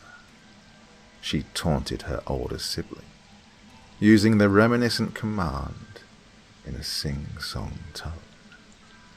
Gabby's feet appeared like they were glued to the floor, a look of unadulterated horror sweeping over her refined features as Jenna continued. You know, you were right, Gabby. It's all just fun and games. Jenna was small when compared to her sister, but she was nimble and accommodated plenty of energy. Gabby's screams emanated throughout the house for the duration of the night, haunting echoes, sounding as though she were pleading for hours, even if she was lifeless within minutes. The magenta candles on Jenna's birthday cake were the only source of light in the house, with each of Jenna's immobile family members and blood-soaked toys gathered around it. Everyone wore radiant party hats, thanks to Jenna, and were thoroughly dressed in red. They all sat at the table in a near-pitch-black kitchen, but Jenna was the only one capable of singing her birthday song. When the time came, she couldn't have undone the bow on Paul's birthday gift quick enough, revealing a sparkly set of ruby earrings, which she swiftly drove through her unpierced earlobes in the excitement of owning her first pair. The pain and the god-awful scent didn't trouble Jenna in the slightest, given that she was finally alongside her family, and her sizable grin suggested that she was the happiest she had ever been.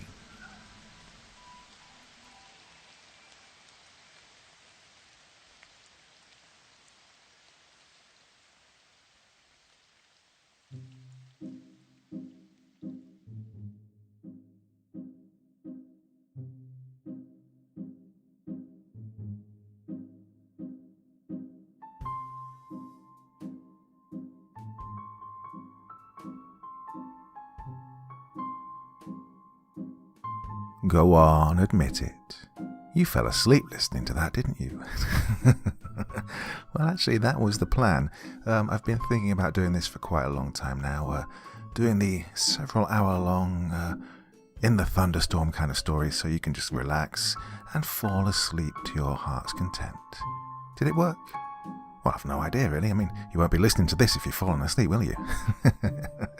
Well, anyway, so yeah, that also takes elements of something I was doing before, a couple of years ago, trying to develop a anthology style in which a load of stories that weren't particularly connected could all be taking place in the same universe, Dark Town. So there was some things I've done before, which I've cobbled together in this video, and a few new things. So if you managed to listen to the whole thing without falling asleep, I hope it felt like it was in one universe, for the want of a better word. Well, if you like this, I'll probably do it again in the future. It takes a lot of effort, but I know you guys like it. Well, I hope you guys like it, and if you do, it's all worth it as far as I'm concerned. Well, stay safe, everyone. I'm on Patreon, so if you feel like bunging me a couple of dollars, that'd be lovely. If not, in these troubled times, then don't worry about it. You should be here to enjoy yourselves, and it shouldn't put you at any financial burden whatsoever. Okay, speech done. You'll take care, everyone. I'll be back again real soon. Till next time, sweet dreams and bye-bye.